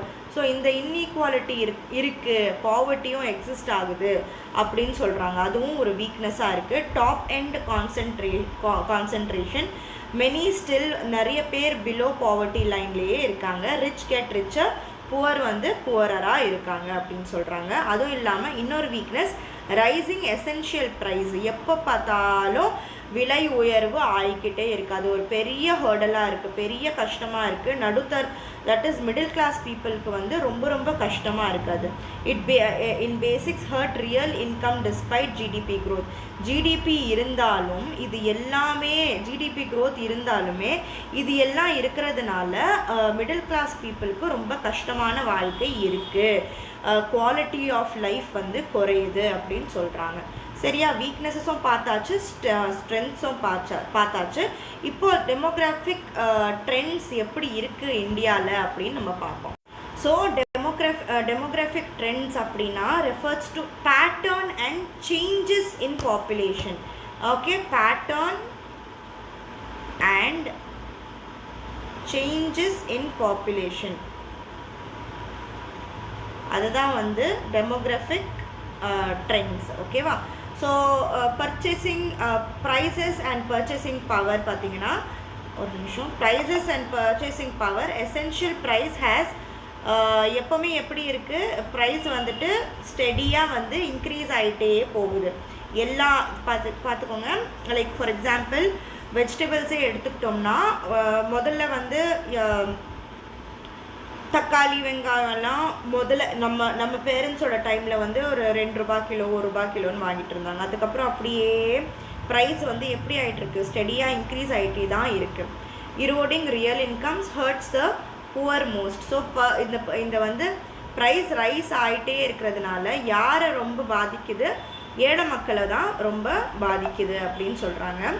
அதுக்கப்புறமா வந்து week infrastructure, power, transport, storage இதெல்லாம் வந்து கொஞ்சம்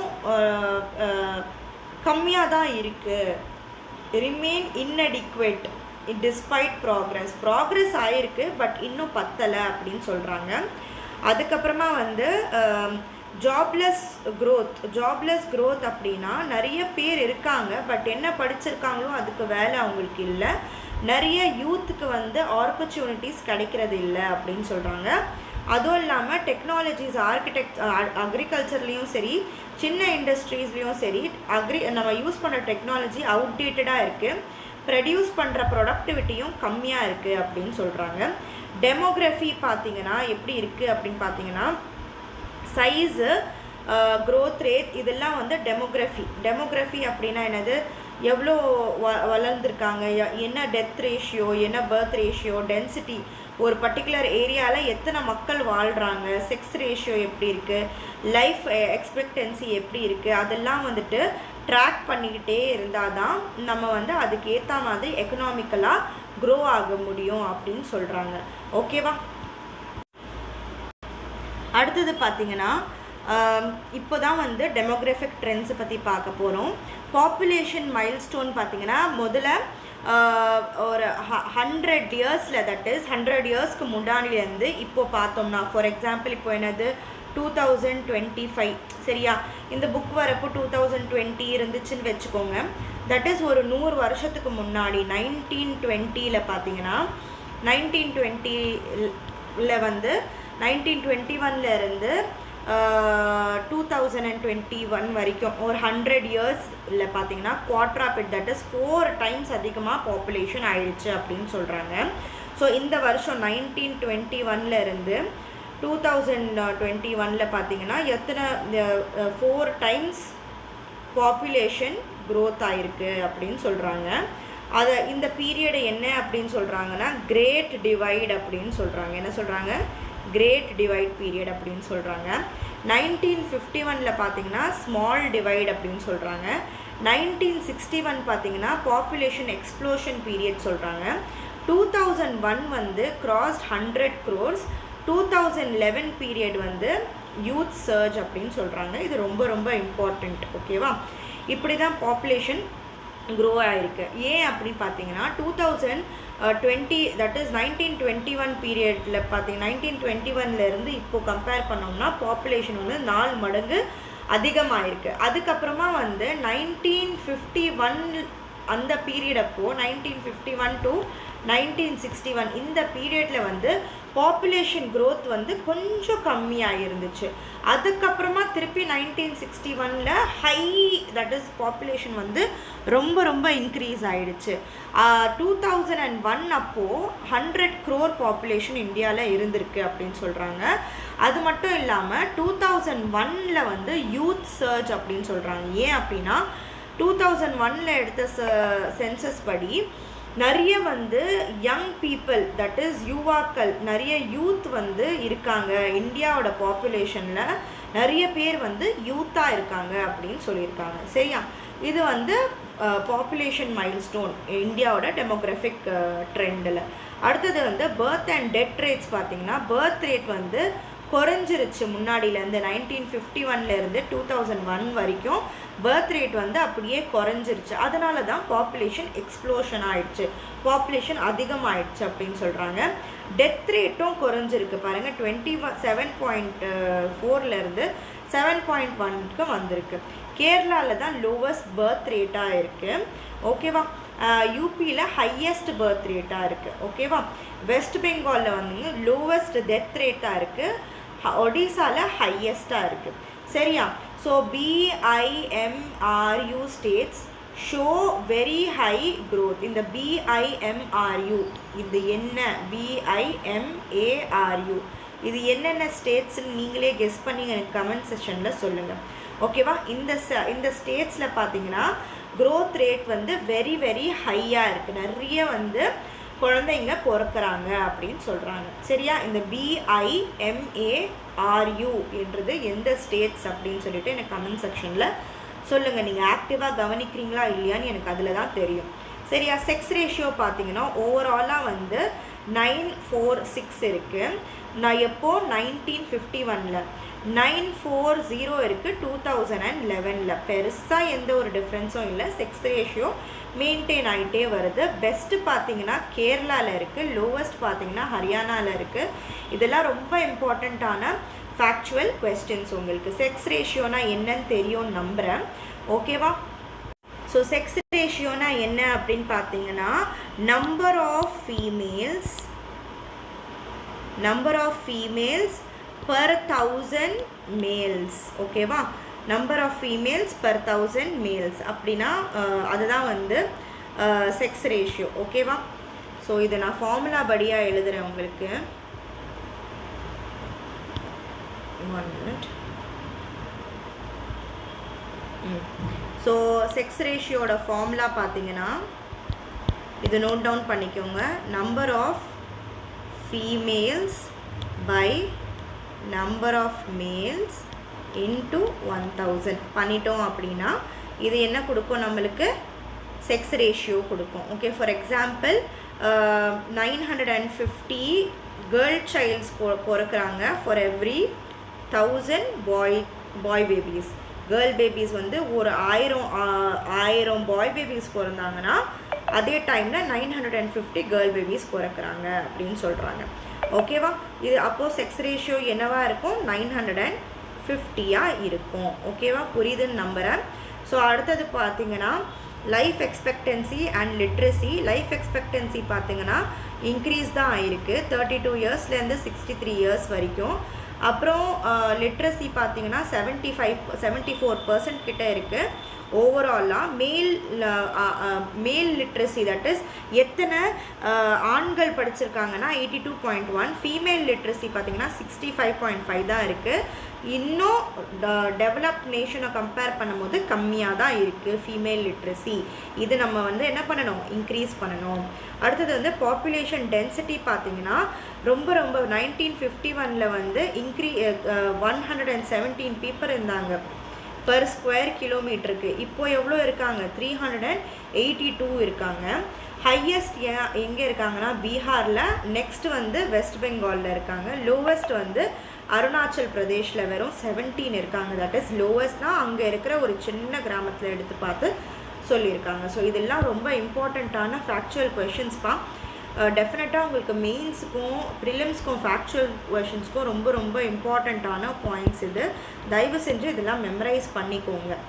ஓகேவா, அடுத்தது பார்த்தீங்கன்னா பார்த்தீங்கன்னா literacy, natural resources, key minerals and infrastructure, இதெல்லாம் இந்தியா பற்றி பார்க்க போகிறோம். லிட்ரஸி பார்த்திங்கன்னா கேரளா டாப்பில் இருக்குது, அதுக்கப்புறம் மிசோராம், அதுக்கப்புறம் கோவா, அதுக்கப்புறம் ஹிமாச்சல், அதுக்கப்புறம் மகாராஷ்டிரா, சிக்கிம், தமிழ்நாடு, பீகார் தான் லோவஸ்ட்டில் இருக்குது. நேச்சுரல் ரிசோர்ஸஸ் பார்த்திங்கன்னா அப்படின்னா என்னென்னா any usable stock from nature. So நேச்சர்லேருந்து இயற்கையிலேருந்து நம்ம வந்து யூஸ் பண்ணக்கூடிய வளங்கள் எல்லாமே என்ன சொல்லுவோம், நேச்சுரல் ரிசோர்ஸ் அப்படின்னு சொல்லுவோம். லேண்டு, ஃபாரஸ்ட், வாட்டர், மினரல்ஸ், இது எல்லாமே என்னது நேச்சுரல் ரிசோர்ஸஸ் தான். இதெல்லாம் அதிகமாக இந்தியாவில் இருக்குது அப்படின்னு சொல்கிறோம். டைப்ஸ் ஆஃப் நேச்சுரல் ரிசோர்ஸஸ் வந்து renewable, non renewable. That is திருப்பி நம்ம அதை ஜெனரேட் பண்ணக்கூடிய ரிசோர்ஸஸ் வந்து ரீஜெனரேட் பண்ணுறக்கூடிய வித்தின் அ பர்டிகுலர் டைம் வந்து நம்ம ரீஜெனரேட் பண்ணக்கூடிய ரிசோர்ஸஸை ரினியூவபிள் அப்படின்னு சொல்லுவாங்க. Forest, wildlife, wind, biomass, tidal இதெல்லாம் வந்துட்டு ரினியூவபிள் ரிசோர்ஸஸ். இது இங்கே இதிலேருந்து எல்லாம் எடுக்கிற எனர்ஜியை நம்ம திருப்பி கொண்டு வந்துடலாம் ஒரு பர்டிகுலர் டைமுக்கு அப்புறம். நான் ரினியூவபிள் அப்படின்னா ஃபாசல் ஃபியூவல்ஸ், கோல், பெட்ரோலியம், மினரல்ஸ் இதெல்லாம் வந்துட்டு என்ன ஆகிடும், கொஞ்ச நாளுக்கு அப்புறம் ஃபினிஷ்ட் ஆகிடும், முடிஞ்சிடும். இதை நீங்கள் திருப்பி கொண்டு வரணுன்னா ரொம்ப வருஷம் ஆகும், பயங்கரமான டைம் எடுக்கும் இது திருப்பி நம்ம வந்து இது கொண்டு வரணும் அப்படின்னா. சரியா? ஸோ அதுதான் 2 type of resources, renewable, non renewable resources. ஓகேவா? அடுத்தது லேண்ட் ரிசோர்ஸஸ் பார்த்திங்கன்னா இந்தியாவில் வந்து 7th பை ஏரியா இம்பார்ட்டண்ட். இந்தியாவோட லேண்ட் ரிசோர்ஸ் உலகத்தில் கம்பேர் பண்ணும்போது நம்ம 7th லார்ஜஸ்ட். ஓகேவா? நம்மளுக்குள்ளே என்ன இருக்குது, நிறைய பாப்புலேஷன் இருக்குது. Poor land man ratio, that is கம்மியான இடத்துல நிறைய பீப்புள் வந்து வாழ்கிறோம். அதனால தான் அதோட ratio land and man ratio எப்படி இருக்குது, ரொம்ப புவராக இருக்குது அப்படின்னு சொல்கிறாங்க. Holdings getting fragmented, marginal, large. That is என்ன சொல்கிறது, ரொம்ப சின்ன இடமா மாறிட்டே போகுது எல்லா இடம், தட் இஸ் ஏரியாவும் அப்படின்னு சொல்கிறாங்க. நிறைய மக்கள் வாழ ஹியூஜ் பாப்புலேஷன் இருக்கிறதுனால. ஃபாரஸ்ட் கவர் பார்த்திங்கன்னா இந்த 2007 சர்வே அப்போ பார்த்திங்கன்னா 69.9% ஃபாரஸ்ட் இருந்துச்சு. ஓகேவா? ரொம்ப டென்ஸ்லி பாப்புலேட்டடான ஏரியா வந்து ரொம்ப டென்ஸான ஃபாரஸ்ட் பார்த்திங்கன்னா அதில் 8.35% வந்து ரொம்ப டென்ஸ், ரொம்ப திக் ஃபாரஸ்ட் அப்படின்னு சொல்லுவோம் இல்லையா, அது இருந்துச்சு. 31.9% பார்த்திங்கன்னா மாட்ரேட் ஃபாரஸ்ட்டாக இருந்துச்சு. 28.4% ஃபாரஸ்ட் வந்து ஓப்பன் லேண்டாக இருந்துச்சு, ரொம்ப ஃப்ரீயான ஃபாரஸ்ட் ஏரியாவாக இருந்திருக்கு அப்படின்னு சொல்கிறாங்க. அதுக்கப்புறம் அயன் பார்த்திங்கன்னா இரும்பு தாது, அயன் ஓர். ஓகேவா? High quality of iron ore வந்து இந்தியாவில் இருக்குது.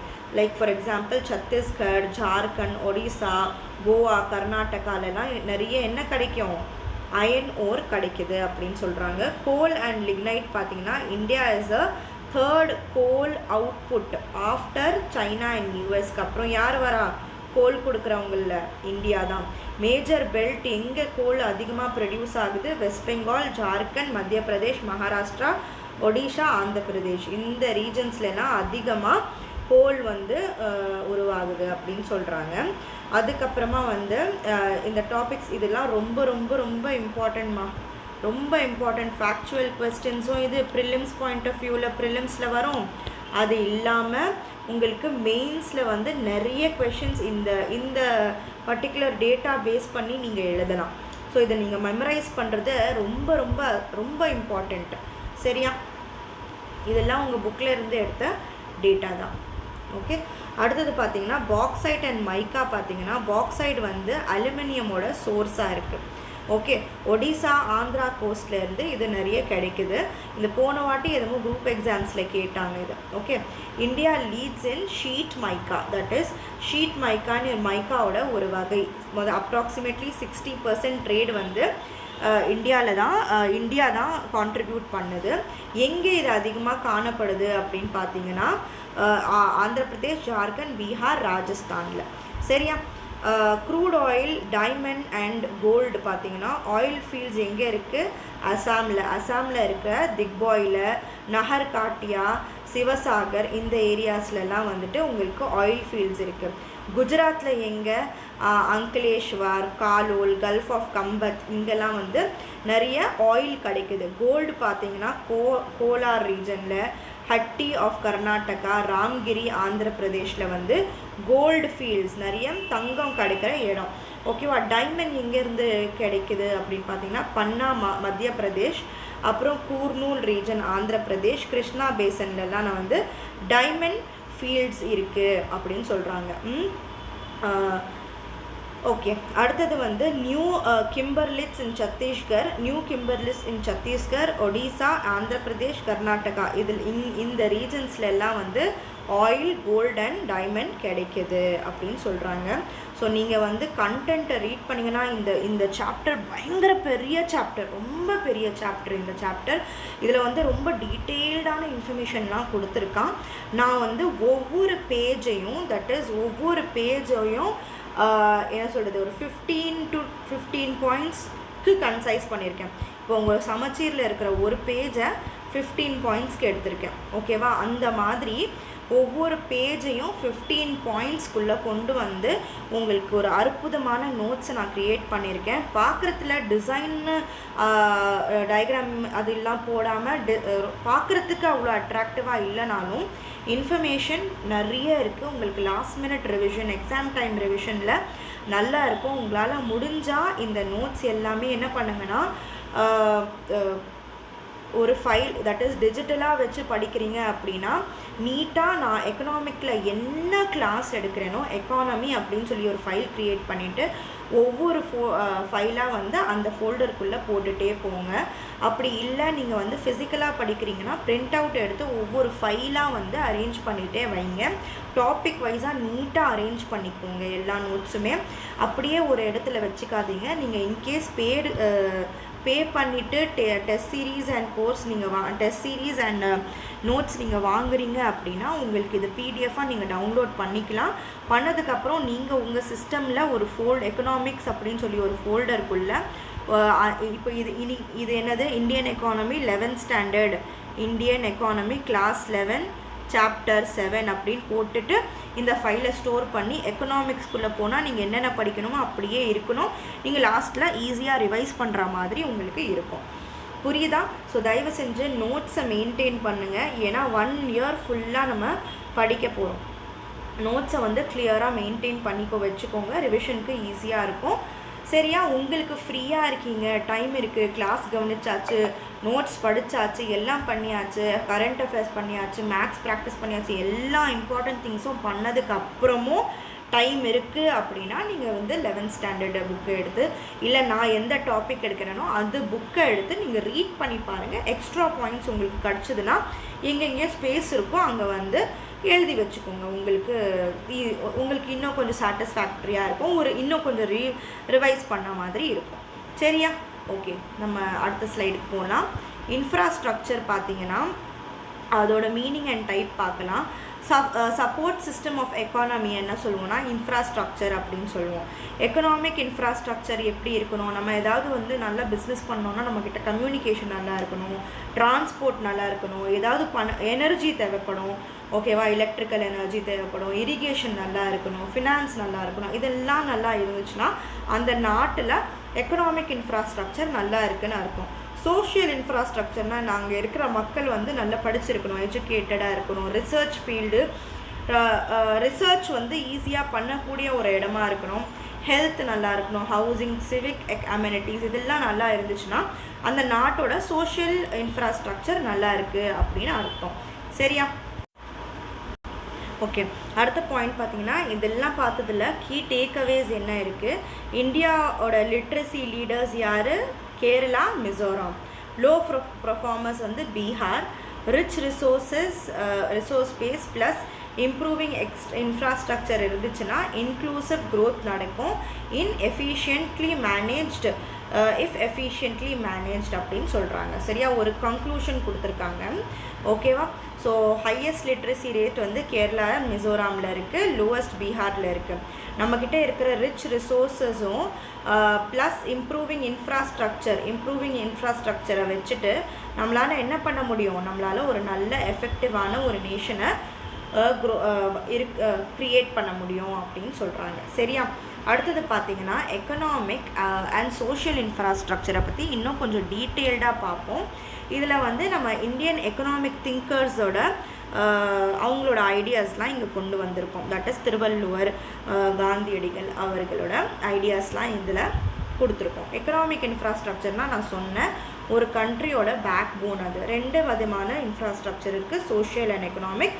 எக்கனாமிக்னா என்னது? Transport, telecommunication, ports, canal, railways, அது பவர், பேங்க்ஸு, எனர்ஜி, இதெல்லாமே என்னது? Economic infrastructure. ஓகேவா?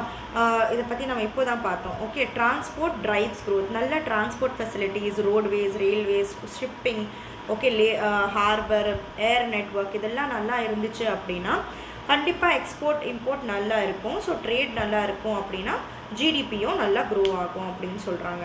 ஓகேவா? அதுக்கப்புறம் ரோட்ஸ் பார்த்திங்கன்னா 30 lakhs கிலோமீட்டர்ஸ் இருக்குது இந்தியாவில்.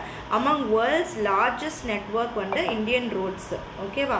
ரயில்வேஸ் பார்த்திங்கன்னா around 68,000 kilometre route to 13,000 kilometre route இருக்குது ரயில்வேஸில். எலக்ட்ரிஃபைட் ரயில்வேஸும் இருக்குது. One of the Asia's largest railway இருக்குது. போர்ட்ஸ் பார்த்திங்கன்னா கொல்கத்தா, மும்பை, சென்னை, விசாகப்பட்டினம், கோவா, இவங்கெல்லாம் வந்து 90% ஆஃப் த என்ன ட்ரேட் பண்ணுறாங்க? கடல் சார்ந்த வர்த்தகம் தான் நடக்குது. 90% சீபாண்ட் ட்ரேட் நடக்குது இந்த போர்ட்ஸில் எல்லாம் அப்படின்னு சொல்கிறாங்க. இதெல்லாமே என்னது? இந்தியாவோட இன்ஃப்ராஸ்ட்ரக்சர் தான், எக்கனாமிக் இன்ஃப்ராஸ்ட்ரக்சர். என்னென்ன? டிரான்ஸ்போர்ட்டு, ரோட்ஸு, ரயில்வேஸ், போர்ட்ஸ், இது எல்லாமே என்னது? இந்தியாவோட எக்கனாமிக் இன்ஃப்ராஸ்ட்ரக்சர். புரியுதா? அடுத்தது ஏர்வேஸ் பார்த்திங்கன்னா domestic by Indian Airlines. Okay, நம்மக்கிட்ட ப்ரைவேட்டும் இருக்குது, கவர்மெண்ட் ஏர்லைன்ஸும் இருக்குது. International by Air India and Indian Airlines merge together எப்போ? 27th August 2007. அந்த இதுதான் NACIL. ஸோ NACIL பார்த்திங்கன்னா அதோட ஆப்ரிவேஷன் வந்துட்டு நேஷ்னல் ஏவியேஷன்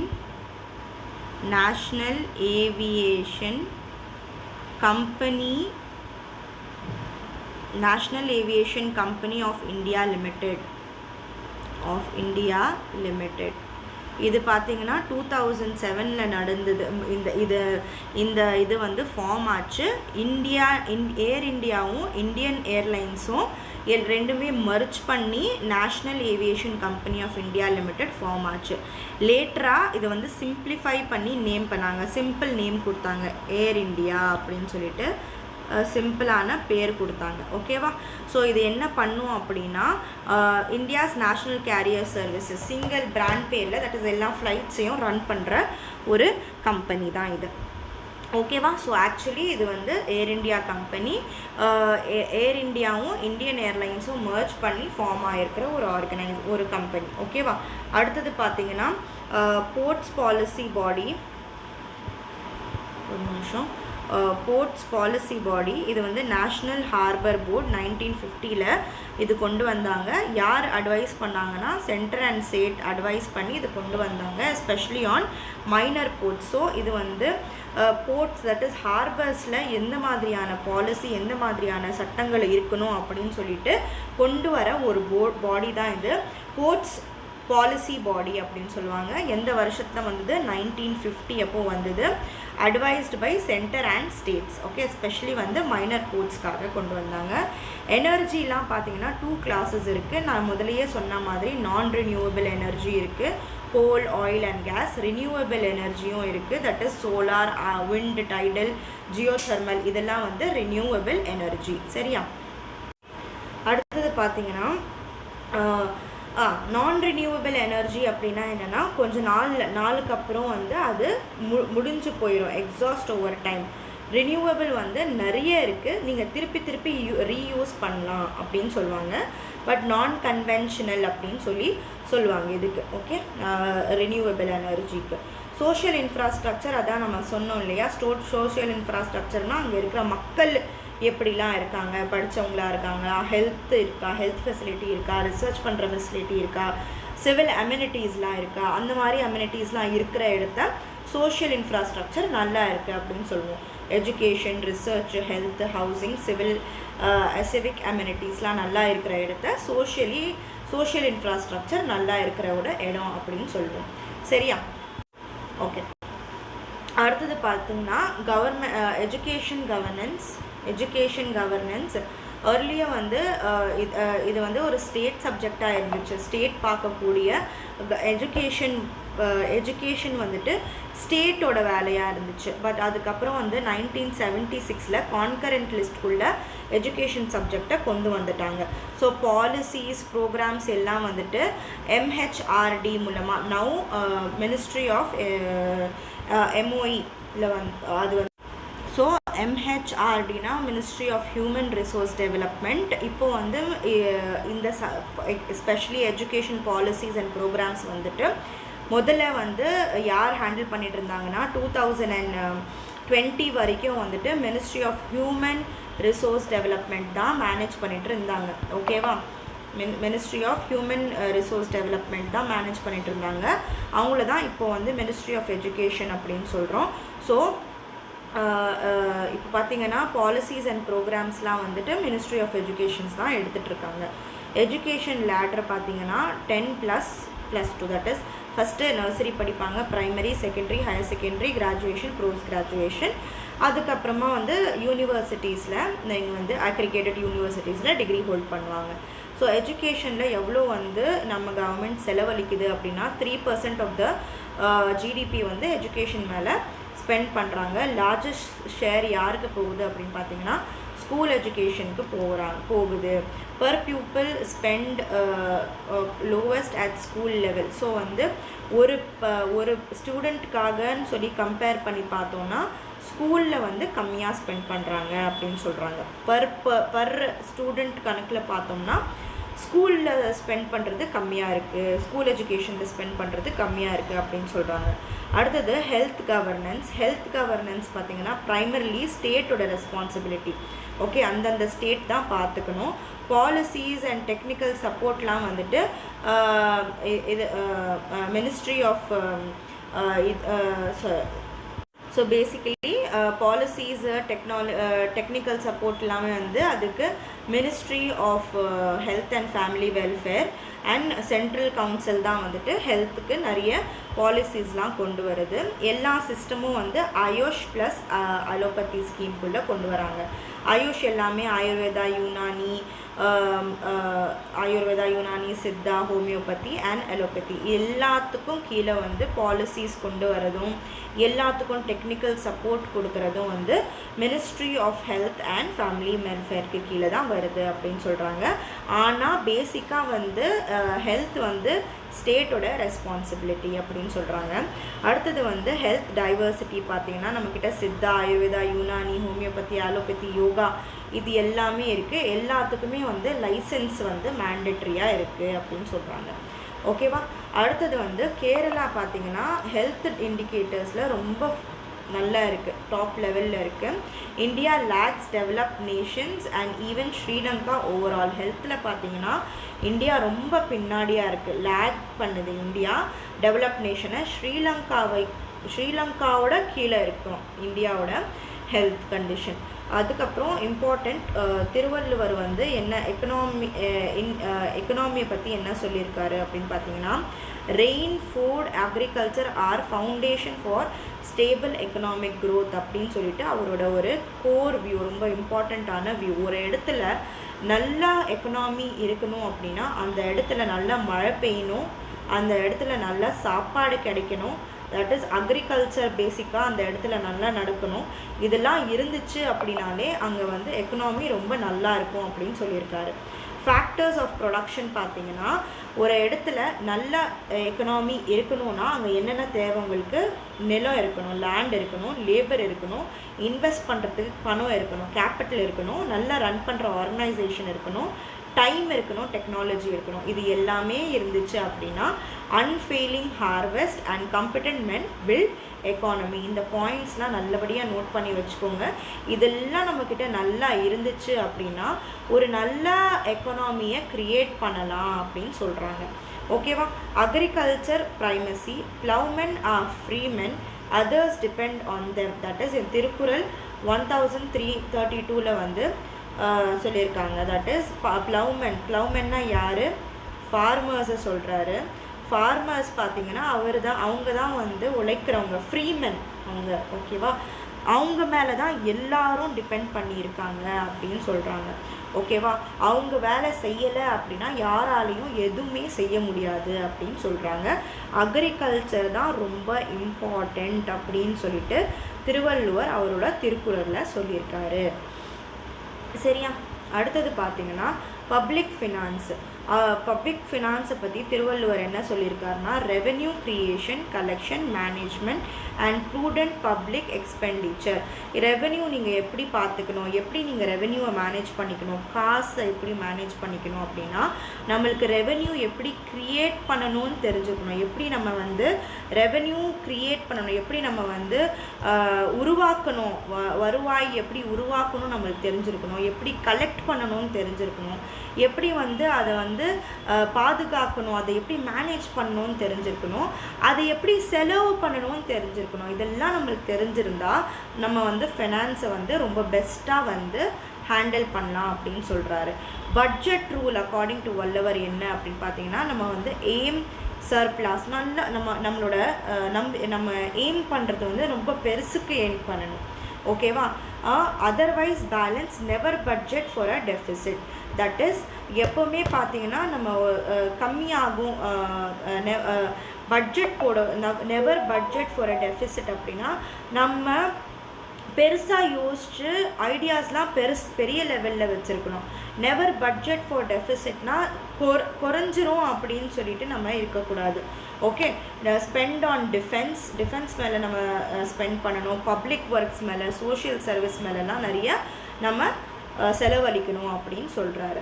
அதுக்கப்புறம் எக்ஸ்டர்னல் எய்ட் எப்படி பண்ணணும் அப்படின்னா, advocate self sufficient economy. That is நம்ம எப்போவுமே மற்ற ஒரு எக்கானமி மேலே, மற்ற கண்ட்ரீஸ் மேலே டிபெண்ட் பண்ணுற மாதிரி இருக்கக்கூடாது. நம்மளையே சப்போர்ட் பண்ணுற மாதிரி எக்கனாமியை வளர்த்துக்கணும் அப்படின்னு சொல்கிறாரு. அதுக்கப்புறம் poverty and begging, freedom from hunger is fundamental. That is யாருமே பிச்சை எடுக்கக்கூடாது அப்படின்னு சொல்கிறாரு. Poverty is root for many evils. யார்கிட்ட வந்து வறுமை இருக்கோ நிறைய தீய விஷயங்கள் அவங்க பண்ண ஆரம்பிப்பாங்க அப்படின்னு சொல்கிறாரு. ஓகேவா? ஸோ அதனால் வறுமை வந்து வராமல் தடுக்கணும் அப்படின்னு சொல்கிறாரு. ஓகேவா? நெக்ஸ்ட்டு பார்த்தீங்கன்னா எப்படி நம்ம வளத்தை பார்த்துக்கணும். Wealth is a means not an end அப்படின்னு சொல்கிறாரு. தட் இஸ் நம்ம நிறைய நல்ல விஷயத்துக்கு பண்ணுறதுக்கு நம்மளுக்கு வளம் தேவை. ஓகே, பட் அதுதான் எல்லாமே கிடையாது. அக்வயர் பை நோபல் மீன்ஸ், அதை எப்படி நம்ம வளத்தை நம்ம எப்படி வளர்த்துக்கணும் அப்படின்னா நல்ல விதத்தில் நம்ம வளர்த்துக்கணும் அப்படின்னு சொல்கிறாரு. அப்புறம் industry, labour are real wealth. So நிறைய இண்டஸ்ட்ரியும் அதுக்கு வேலை செய்கிற தொழிலாளிகள் தான் வந்து ரியல் ஆன ஒரு வளம் அப்படின்னு சொல்கிறாங்க. ஓகே, உண்மையான பொக்கிஷம் அப்படின்னு சொல்கிறாரு.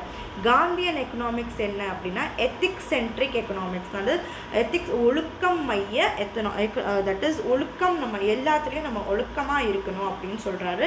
Economic that harms moral wellbeing is immoral. That is நீங்கள் வந்து பொருளாதாரம் சேர்க்குற விதம் வந்து நேர்வழியாக இல்லை அப்படின்னா அது நல்லது கிடையாது அப்படின்னு சொல்கிறாரு.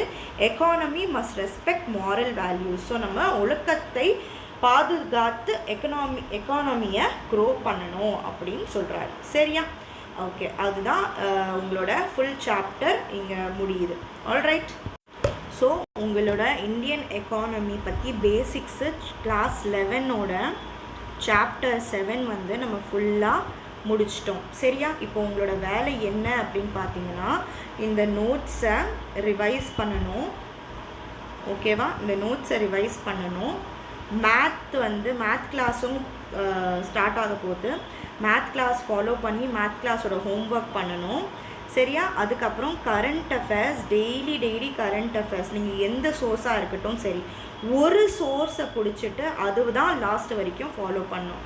கரண்ட் அஃபேர்ஸை வந்து ஃபாலோ பண்ணி அதோட நோட்ஸ் நிறைய வெளியே கிடைக்குது, இல்லைனா நீங்கள் நோட்ஸ் பார்த்துக்கோங்க. இது எல்லாமே நீங்கள் டெய்லி பண்ணிவிட்டு எவ்ரி சண்டே வந்து நான் கொடுத்துருக்குற நோட்ஸில் இருந்தோ சரி, இல்லை நான் கொடுத்துருந்த டாபிக்ஸை நீங்கள் நல்லா ப்ரிப்பேர் பண்ணி சண்டே டெஸ்ட் எழுதுங்க. சாட்டர்டே ப்ளீஸ் கிளாஸ் மிஸ் பண்ணாமல் group 1 group 2 main, that is group 1 group 2 attend பண்ணுற ஆஸ்பிரன்ஸ் வந்து சாட்டர்டேயோட மெயின்ஸ் கிளாஸ் அட்டென்ட் பண்ணுங்கள்.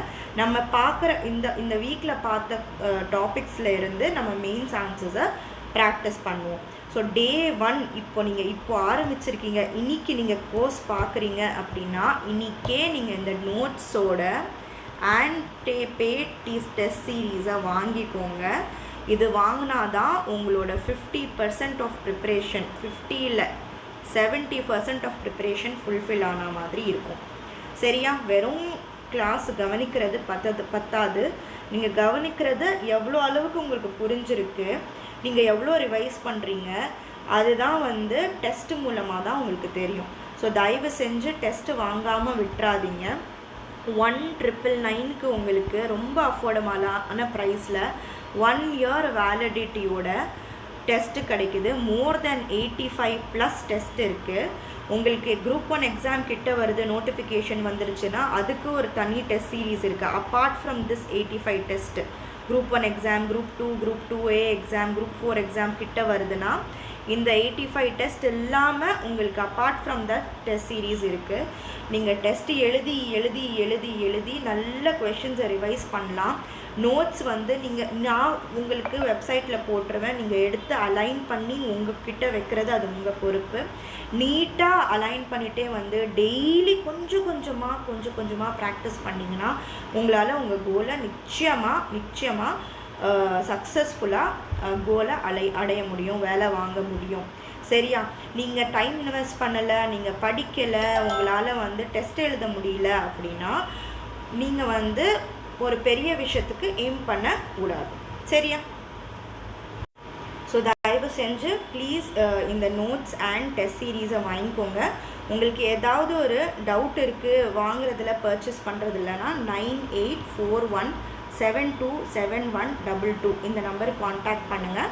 நான் உங்களுக்கு ஹெல்ப் பண்ணுறேன். Okay, all the best.